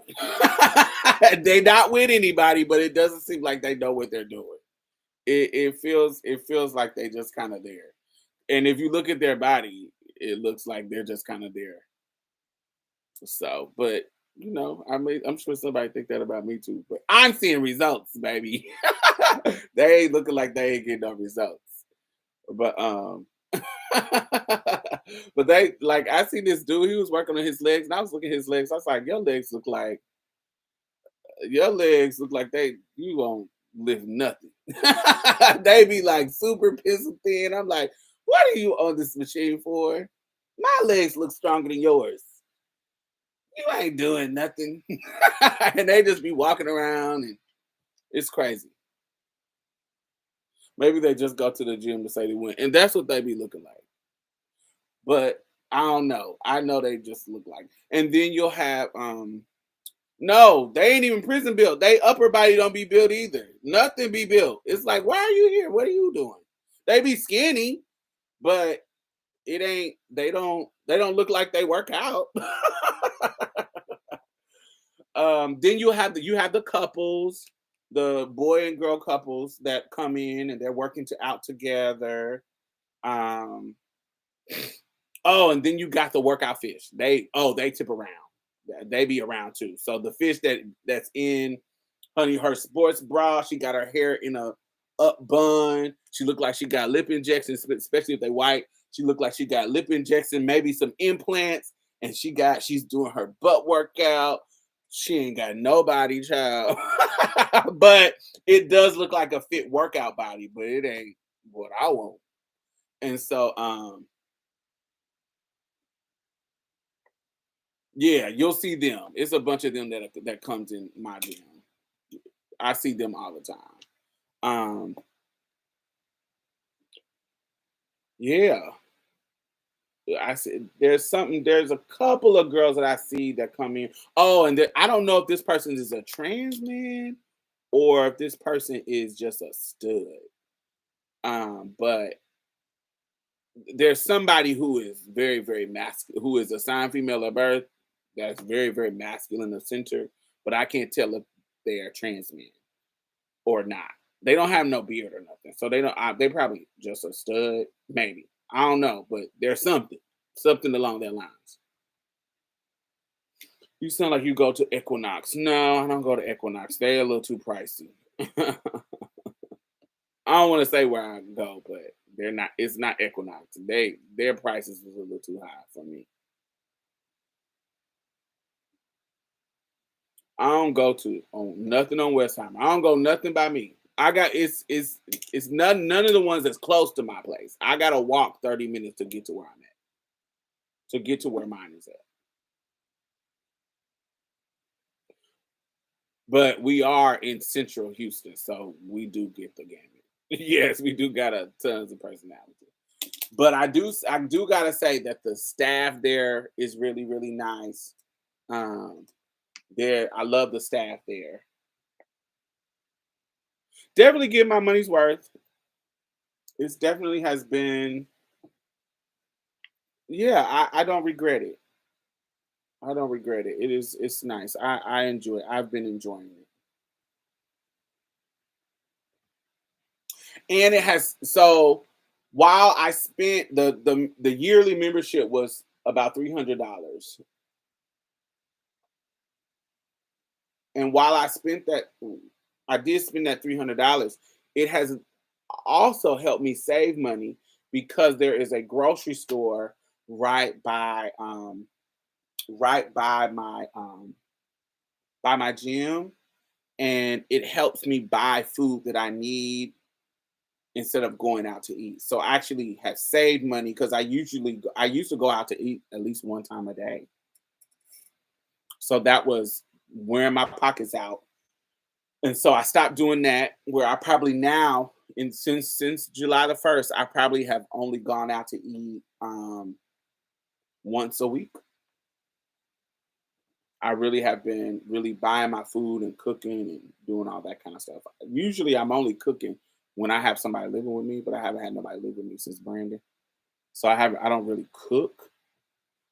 Um, but now I've been cooking more. I've been you know, shopping and planning meals and that's always more healthier.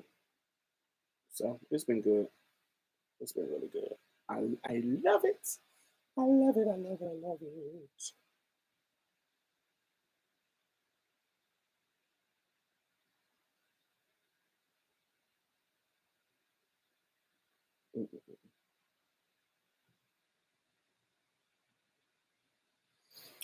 Make sure y'all thumbs up. I'm seeing 35 people in here and only 23 likes. What is y'all doing? Y'all need to be thumbs it up. Did Brandon, the one in the older YouTube video, pass away? Yes, he did. He did. He did. I have a couple of Brandons in my video. I have, but he's been in more than one. Brandon has been in way more than one. But yes, he did pass away. The other Brandon was B. Ames, the DJ type person, drag DJ. Hey Gigi. Yeah, we got about 20 minutes. So what y'all want to talk about? Mm, so we've covered a lot. We've covered harm reduction. We've covered drugs. We've covered my relationship with my mom and her drug addiction. We have covered fitness. We covered a lot in this live. The one where y'all were reading each other in the hotel room. Yes, that Brandon. That was my son. What is your fitness goals? My fitness goal is to weigh between, I don't want to go under 230 because I like being a thick girl, thick. I just don't want no stomach.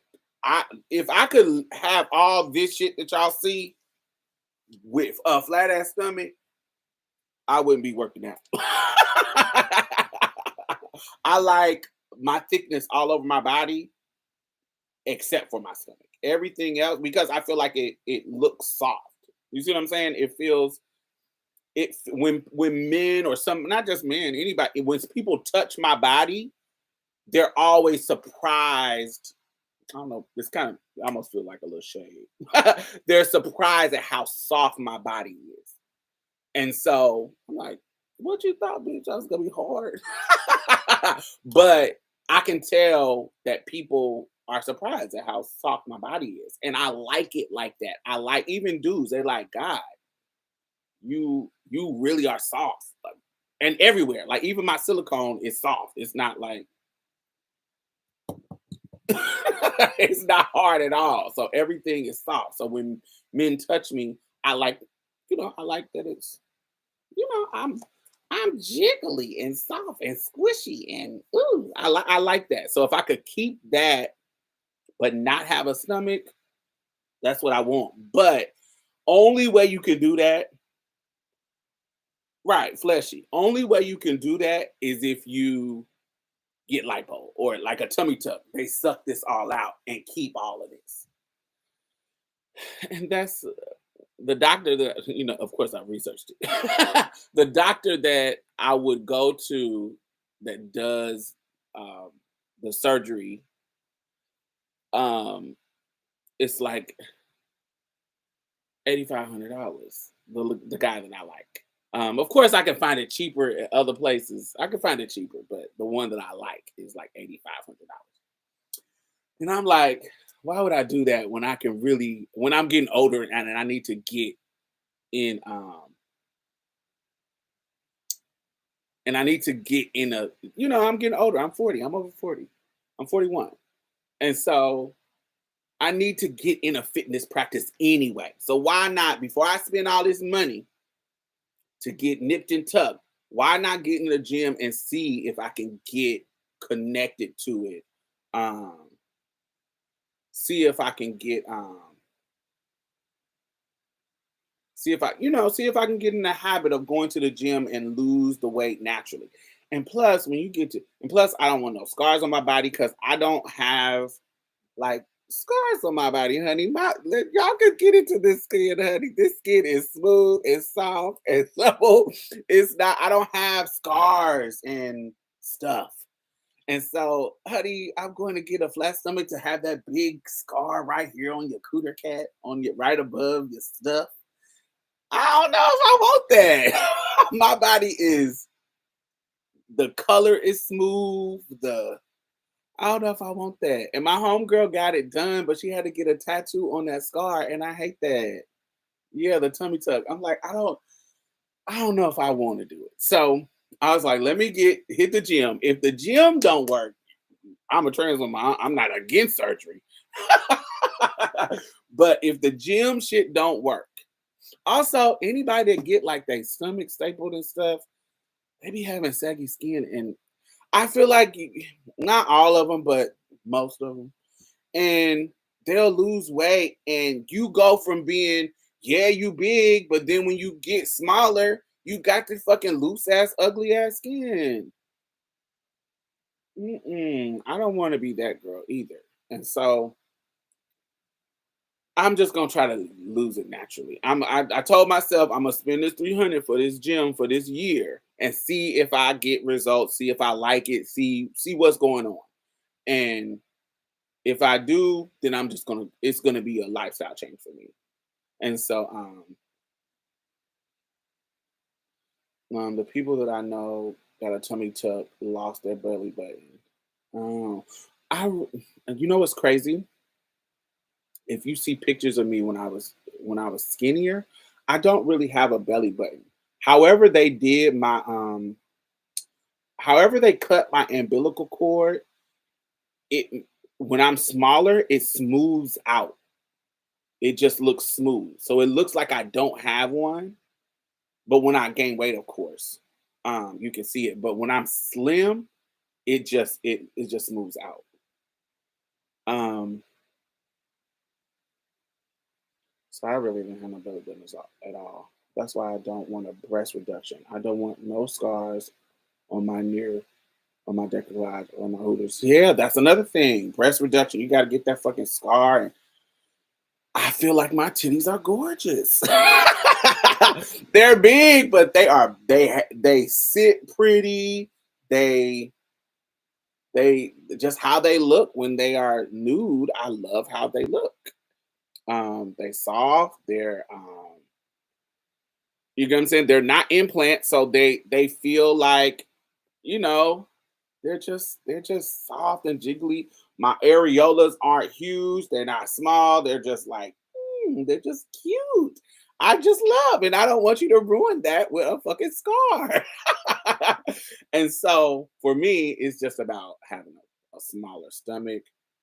And if that sacrifices the softness here, I just gotta find a balance that where I'm still kind of soft here, but my stomach is small. I gotta find out how to get to that balance. So, but like my friend said, I'm just focused on keeping the consistency and yeah, just being consistent and figuring it out as I go. Um, yes, but if it doesn't work, baby, I'm gonna get nipped and tucked. Because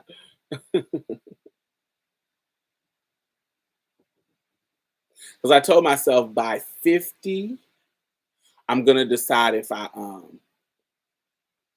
by 50, I'm gonna decide if I'm gonna get SRS. Because I said I didn't want to be an old woman with a penis. So once I'm gonna decide because once you get to a certain age, they be like, girl, you can't go through that surgery because you're at a certain age. But so before somewhere between 47 and 50, I'm gonna decide if I'm gonna be out for the rest of my life or I'm just gonna go ahead and do it because honey, you're getting older and honey, let's just go ahead and get it out the way. So that's where I'm at with that. Um,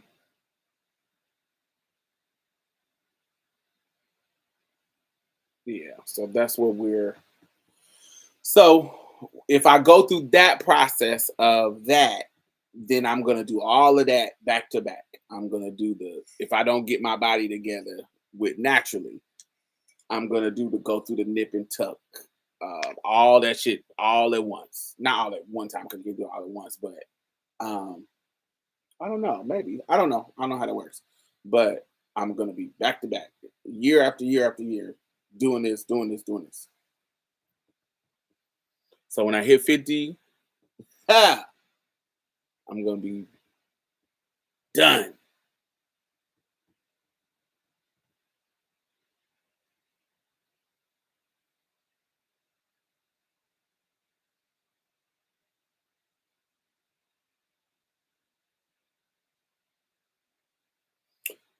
What I'm saving for now is my house. So I'm not thinking about no fucking surgery. That's those are just aspirational, maybe cosmetic. If I don't get anything else for the rest of my life, Diamond is okay with her body. Let me say that.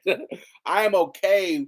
I can live how I am and be happy for the rest of my life. So I want to say that. But I'm not against sprucing up and investing your money in making you feel good, all that kind of stuff. I'm not against that at all.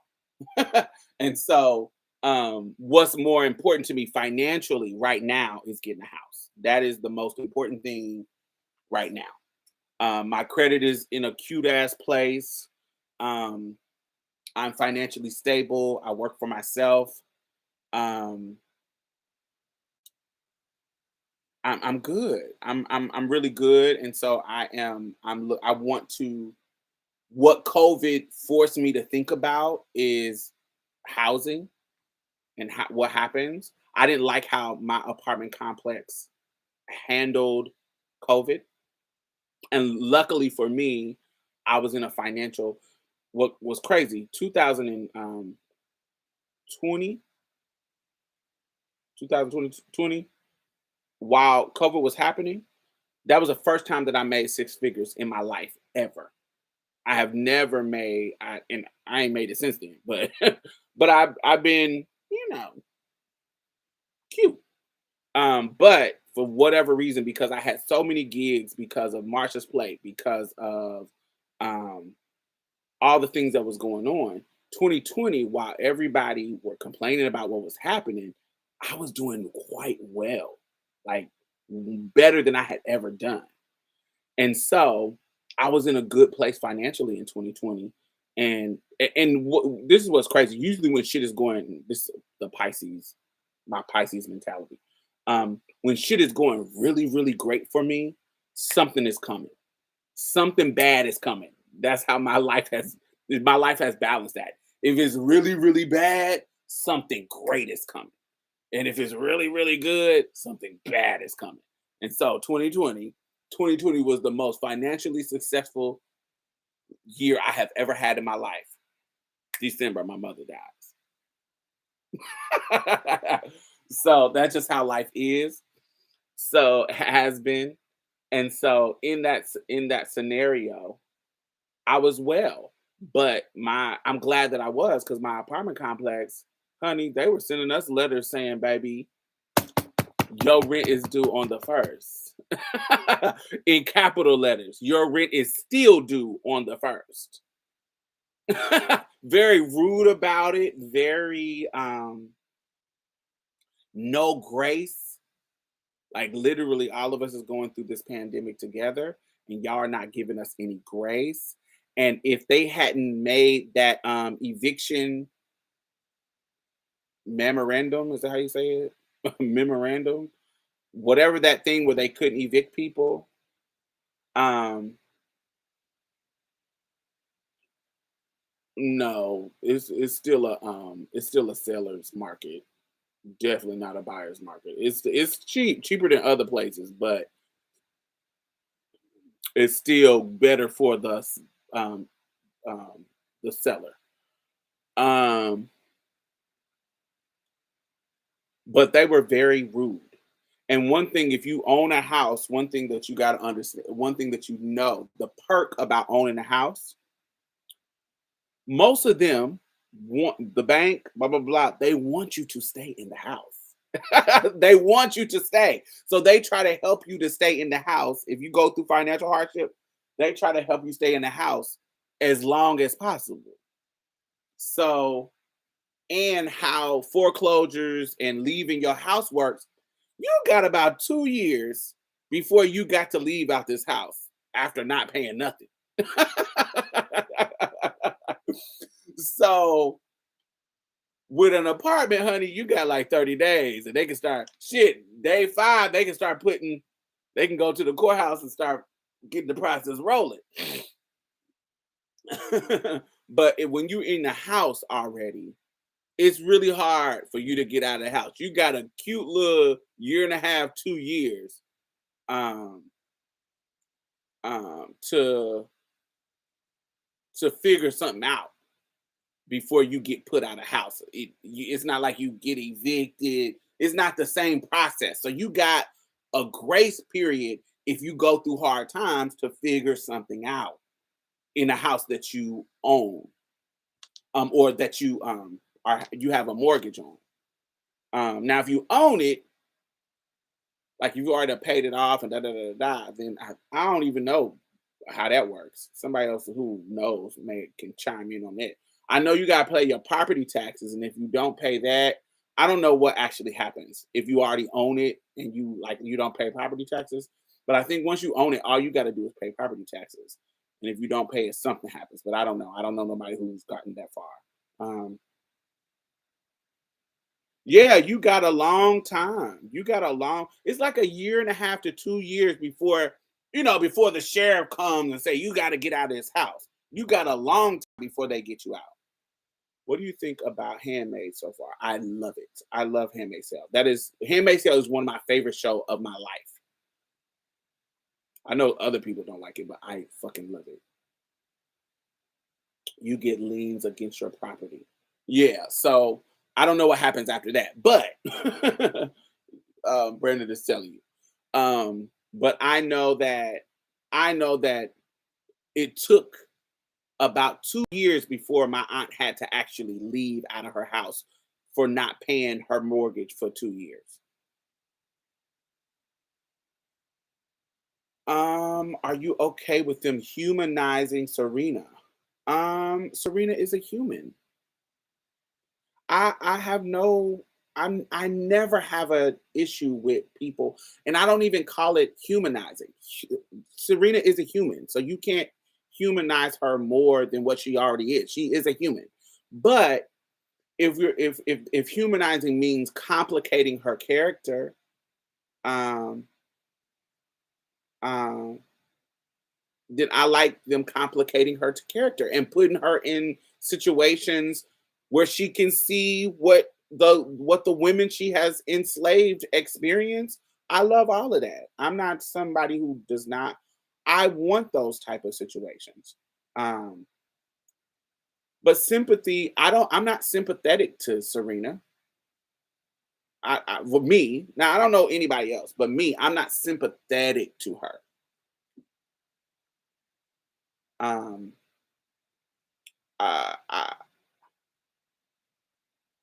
Serena to me, I know June is the main character, and you following her and you're invested in her portion of the story.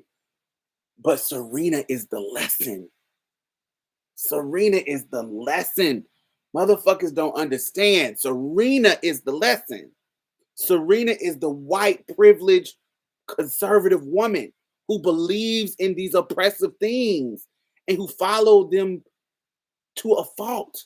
She is the lesson. She is who we are trying to change.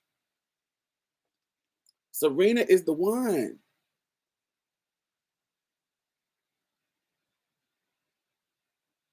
No, not Serena Williams. We're talking about Handmaid's Tale.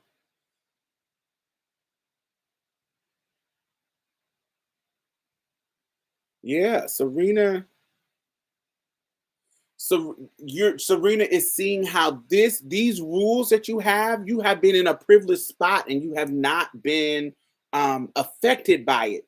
But she had. Remember, the bitch got her finger cut off. She got a taste of it. But even with that, she still was somebody who um was privileged. You're not privileged enough to have no consequences, but now you're in a situation where they literally are trying to turn you into a handmaid for the Wheelers. So you in a whole different situation. And I don't want to say losing a body part is a little taste. I don't know. I don't know. I don't know. It's just her pinky, so I don't know. But yes. Um, but yeah, it I think Serena is a lesson more than June. So June is the catalyst for Serena to get her lesson, which is horrible. But she's the one that you need to see. Losing her baby is the real penance. Um, mm. Yeah, she has to hit bottom. Like Serena, you can tell she hasn't hit bottom. I thought she hit bottom with Nicole when she help Serena help June leave. I thought she was hitting bottom when Fred beat her, when she lost her fucking finger. You remember when Fred whooped her? And I thought, but these weren't bottoms because she still was in a place of privilege and had power over somebody. But now she's at bottom because she has no allies in Canada or Gilead. She's something else.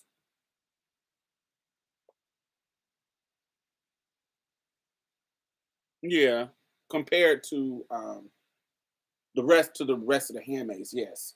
Um, but Serena hasn't hit bottom. You can tell she hadn't hit bottom because she still has her power.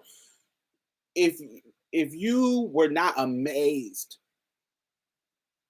Serena is the perfect um fictional display of white feminine power. Like when she did that funeral for Fred, that was the most um powerful and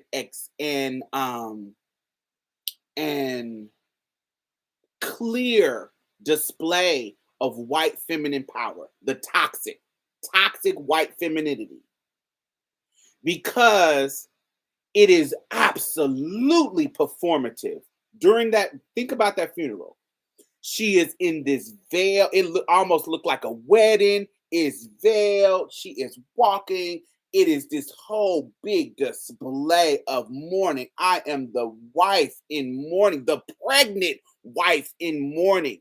But at the same time, she is toxically using June's baby, Hannah, using her oldest daughter as a stab at June. And she knows it. She knows I have the power to do this on purpose. And bitch, I know you're gonna see this. I know you're gonna see this. And isn't that pure white toxic femininity, to have this veneer of feminine and demure and class, but I'm viciously stabbing you in the back and nobody knows it's happening? That is white feminine power. That is the toxic kind. That was like brilliant to me. That was brilliant. That was a brilliant display of how toxic white women navigate the world. It was a brilliant display. Serena is the lesson. So I don't feel sympathy for her, but I like what they're doing, because if Serena doesn't hit rock bottom in the show, where did this show take us? Just trauma with June? Because June's story, I understand everything about June. There's no lesson in that. As a black woman, black trans woman, I understand everything about June. To me,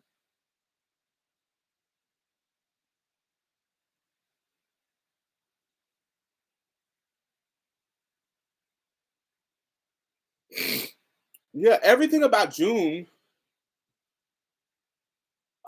there's no lesson in June to me. Even what somebody said earlier, she said, I'm doing this for him. Even her, the battle of her being just as evil as them. Like, ooh, we killed Fred. And, ooh, I'm scared. I'm Mora stupid ass. That was annoying the fuck out of me. Oh, I'm scared with you being around the baby. Girl, get the fuck out of here. What are y'all talking about? How she ain't no threat to fucking Nicole because she killed Fred, her fucking rapist who was getting off. Get the fuck out of here. That whole shit was weird. Um, was annoying the fuck out of me. More, especially Myra, wherever her name is, Moya. How you say her name? The black girl, Tamira Wiley. Um, the way she was treating June after she killed Fred, I didn't like any of that. Because Ruby, her name ain't Ruby, but y'all know Moira was she was always the fighter, the lesbian fighter child. So how you get to the point where you, Oh, I'm scared of you being around Nicole. You killed him and what? What you thought we was gonna do? Get out of here. Anyway, the whole June being playing June like she's just as toxic, and her being in these trauma situation in Gilead turned her, traumatized her. Not saying that it didn't, but oh, she's becoming just as evil and and not thinking about and risking people's lives and just as much as they are. I thought that that was bullshit. Even her in this last episode talking about, oh, I'm doing it for him, and that was her redemption. That's June's redemption to say, I'm not like you. I'm not Serena. I'm not da da da da. Girl, I didn't need that from June. I don't care about that. She could have blew fucking Serena head off, and I would have understood every single motherfucking thing. These motherfuckers wore you out to the point of no return. You will never be the same. Blow her head off. I would have not. I would have and live your life. There was no lesson in June to me. The lesson is in Serena. I think, honestly, if you want me to be honest, there are people watching this show, and I don't think this is on purpose. I don't want to imply that this is on purpose, but there are people. If June was black, first of all, if this really happened, everybody complained about there not being any black characters. First of all, I think that's realistic. If the right wing far Christian fundamentalists get into power, we would be dead. Black folks, get out of here. Y'all know that racism is rooted in white evangelical Christianity. Y'all know that. Come on now. If there was a situation where they actually took over and start killing people that were sinners and that were had the power to enforce eugenics, y'all know we wouldn't be the handmaids, girl. Even if we had good genes, they wouldn't consider us to have good genes. They would have been killed us all, child. Come on now. But anyway, I think that the people watching this show who need this kind of lesson, they need June to be white. Because if she was any other race, they wouldn't be able to relate. Got to keep the line pure, right? If she was black, the racial thing, they wouldn't be able to relate. It would be even the conversation online, everybody would be up in arms. Oh my God, why this black trauma porn? June needed to be white. I think they would make the black women Martha. And they did. Rita is a Martha. There's a lot of black Marthas. Remember the one that June got hanged for connecting with Hannah? It's a lot of black Marthas. Not many black handmaids. I think it's one. There's only of Matthew that was in that was in the bed with the baby in her stomach that they had to do the C-section of Matthew, and then there's that other one. I don't know if she black or like Dominican or whatever. There was another one that's kind of brown. I don't remember no other black ones. What other black ones was it? Those only two, of Matthew and of, I don't know what the other ones. Remember the one that was when they had them stuck in the truck before they got hit by the train? I think this is one that got hit by the train. No, they didn't get hit by the train. But before they got hit by the train, the one that she was telling her keep her mouth shut, like she was telling her be quiet when they thought they was about to get caught. I think she was black. Was she black? Very racially ambiguous.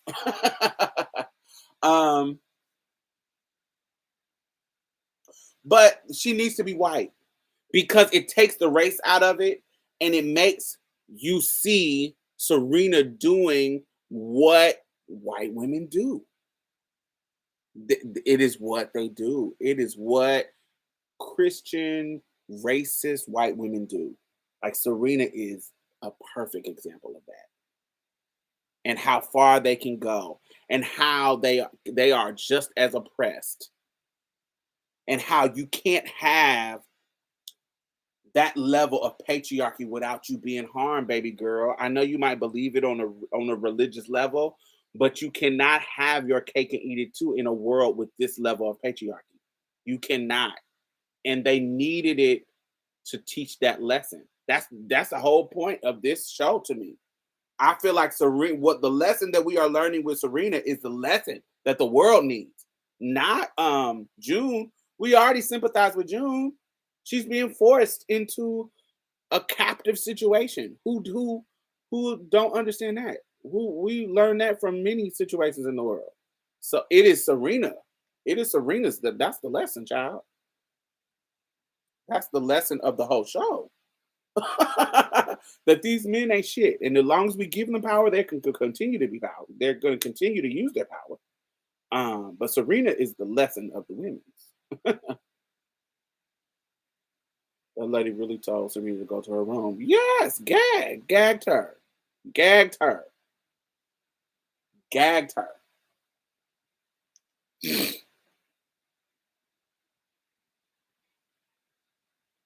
gagged her.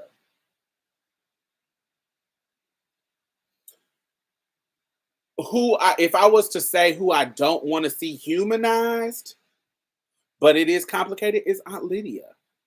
Because there's a level of Aunt Lydia that there needs to be some kind of redemption. Not redemption. Definitely not. I definitely said the wrong word. Not redemption. There needs to be a hitting the bottom for Aunt Lydia too. Something needs to happen to her, and it's this Esther and her relationship with Janine is not enough for me. There needs to be some type of break. They're trying to play with the idea of a breakthrough of Lydia, but however they going about it is not working for me. Her just like, oh Lord, please help her. I'll do right, I do different. You can't do different in this space by creating handmaids. You cannot do different. You have to totally relinquish this and help these girls out to get out. You trying to make a new reform for handmaids, bitch, you are still the devil. You can't do this right.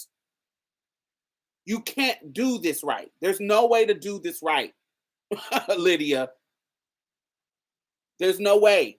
There's no way to reform it, change it. Da, da, da, da. It's like the prison system. There's no way to do this right. It's bad. Undo it. Stop it.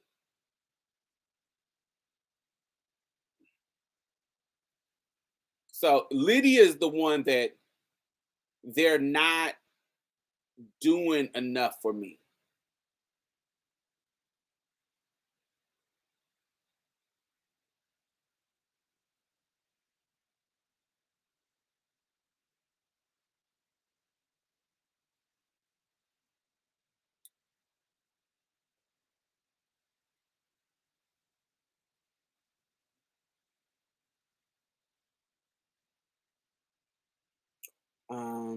They got putting them all the way together. Yes, God, I love that they blew his motherfucking brains out in front of everybody. That was my sickening. Because they hadn't had any gore in a long time. When we think about the gore in Gilead, we ain't seen no gore in a minute. Like somebody getting wore out, we haven't seen that in Gilead yet in a long time, baby. In Gilead, I love that Nick got to blow his head off. And I want to hear, I wish I could see the face of Esther when somebody tell her that the man that raped her, that got her fucking pregnant. Did y'all gag when y'all found out that Esther was pregnant? I gagged. Ah! The man that raped her got his head blown off for raping her. At the beginning, the wall was lined with bodies. Yes, you remember Gilead used to be, we turned up in this motherfucker. We, you done? You don't follow rules? You out. It used to be late, and we ain't seen that lateness. The Mayday people poisoning them, all them niggas, calmed them down. That's what it felt like. Well, to some degree, Lydia cares about these women.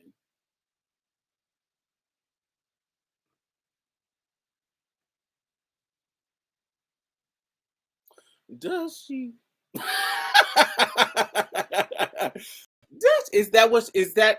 That's her convincing herself that she cares. That's like a father molesting his daughter and saying, "I only do this to you to keep you away from the other boys. I really care about you. I really want to protect you from men because you're mine, and I want to protect you from men, and I do this to you to protect you because I care." That's what it feels like with Lydia, and especially a man who's molesting his daughter and he believes it. That is Lydia to me. Like, you're not helping. You don't care about them. You care about religion to the point that it is um that it has colored how you look at what you're doing. It has justified how you look at what you're doing, but what you're doing is wrong. But if they miss if but if they I mean if they misbehave, they can get killed. She has killed some. She has killed some. She has beat some. She has maimed some. She does it. She doesn't keep anybody in line to protect them. She doesn't protect them. How does she protect them? Do you see Janine's mangled eye? Do you see Esther being raped? How is she protecting them? She's not protecting them from nothing. They get harmed. They're being raped. She's not protecting them from anything. What she is protecting is the ideals of her religion. You are just that's why they gave you the story of Lydia. Lydia and that mother who was doing whatever Lydia felt she was doing wrong and got her son taken away from her. She thought she was doing right. Instead of caring and figuring out what was going on, she judged her and said, "You're out here slutting around, sleeping with men, and your son, blah, blah, blah, blah, blah." She thinks that because of her religion, this is her way of getting them in line, but that is just not true. Yes, she thinks that this is the path to their foundation, but it's not to protect them. It's to it's her way of controlling them into being how she wants them to be, which is aligned with her religion. It is not to protect them at all.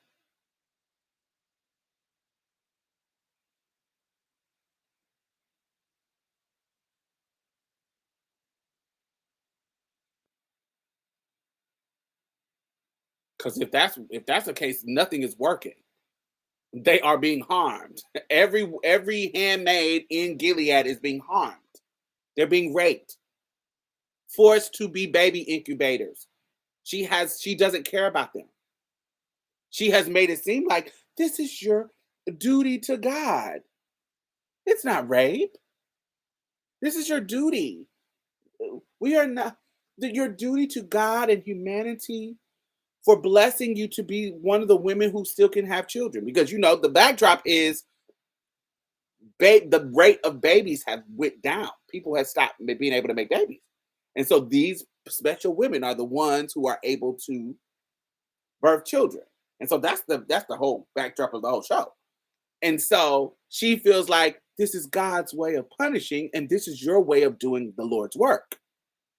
So she has created this false narrative to make this not be rape. But the reality is, this is rape. You are forcing me to have sex with men, forcing me to imprison me in these houses.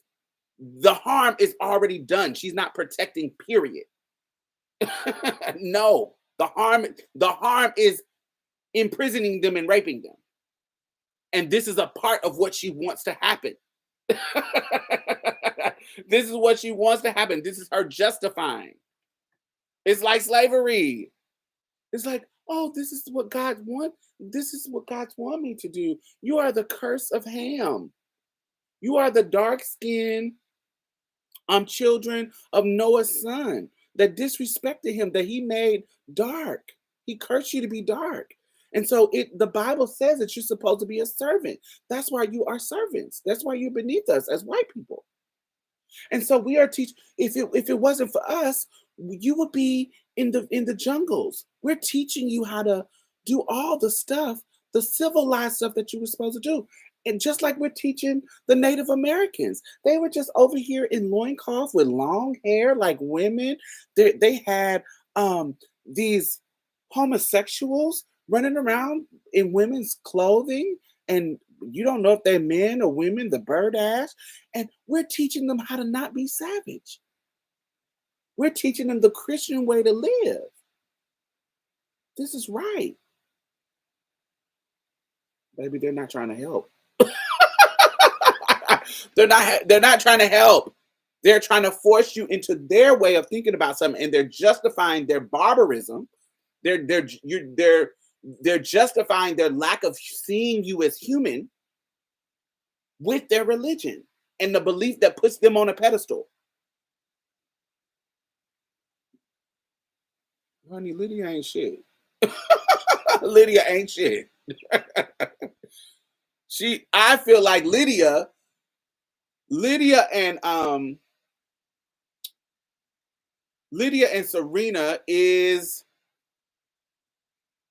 Serena's just the upper class, and Lydia is the old, middle class. I guess the Marthas would be the lower class. Yeah. Slave master's wife on a plantation. Overseer or and I feel like Serena would be the wife, but who would be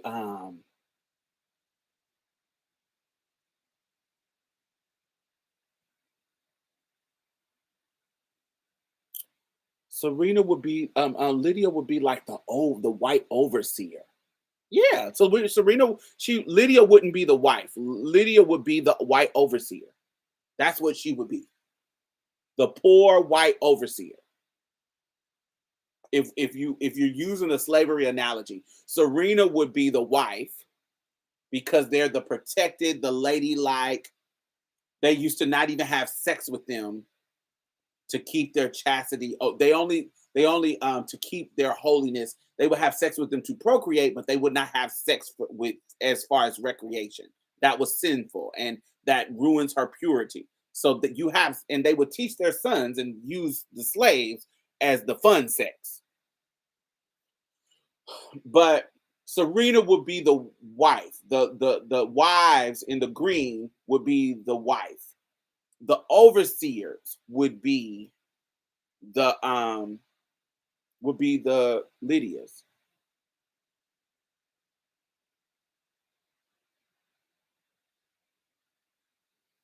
Would be the Lydias. Yeah, she would be the overseers. And the Marthas would be fucking house niggas. Still slaves, but house niggas. Marthas would be, whoever was the house niggas. Normally light skinned, but not all house niggas was light skinned. Because if you could cook, if you were the best cook and you were dark skinned, you would be a house nigga. If you could cook the best, if you could sew the best, any kind of trade that you can do to make these rich people seem like they had people, if you were dark skinned, you would be able to be in the house with those skills. If you were a blacksmith, if you're a man, you wouldn't be in the field. You would be in the barns, you would be doing whatever your skill set was. Usually light skin because they associated light skin with being better, especially if you just was like the maid running around cleaning and changing the sheets and with helping the cooks. But all house niggas wasn't light skinned either. But the Marthas would be house niggas.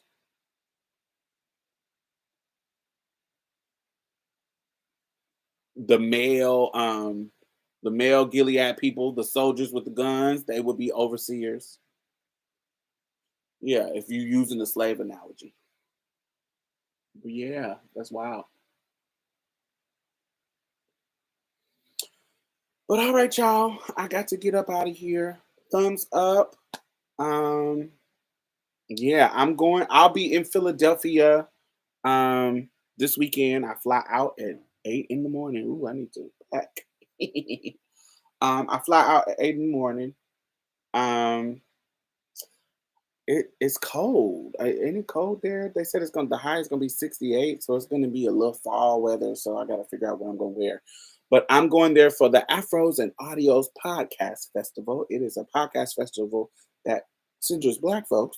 So if you are in Philly and you like podcasts and you want to go, and they teach so many great things about podcasting, I will be there enjoying the festivities, working and doing panels and you know doing my thing with my podcast.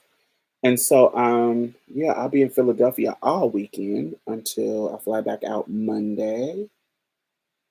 And yeah, yeah. And then I come back to Houston, and then I go to the Maldives on the second. Oh, that's gonna be my vacation. Go to Maldives on the second, and then I'm back here until December when I go to Egypt. 3 more trips left for this year. And I'll be good. And I'll be done traveling. So yeah, so I will see y'all. Hopefully I'll be back Friday. What's Friday? Friday is um the 28th. So yeah, I'll be back doing a live on the 28th. Friday the 28th. So I will see y'all later. Bye bye. Oh, wait. I want y'all to listen to my new song too. Let me shorten this link. Let me put it in here. It's my cover of Anita Baker's I'm giving you the best that I got. It's just oh shit. I need to make it shorter. 1 second.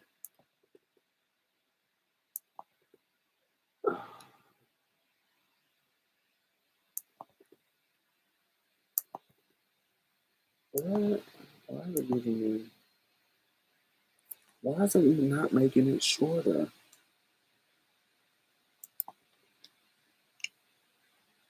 Hey. Oh, it is not letting me do the. Does this link work? Oh, it did work. There you go. So I want y'all to hear that song. But anyway, um, I will talk to y'all next week. Have a great day or great evening. Bye bye.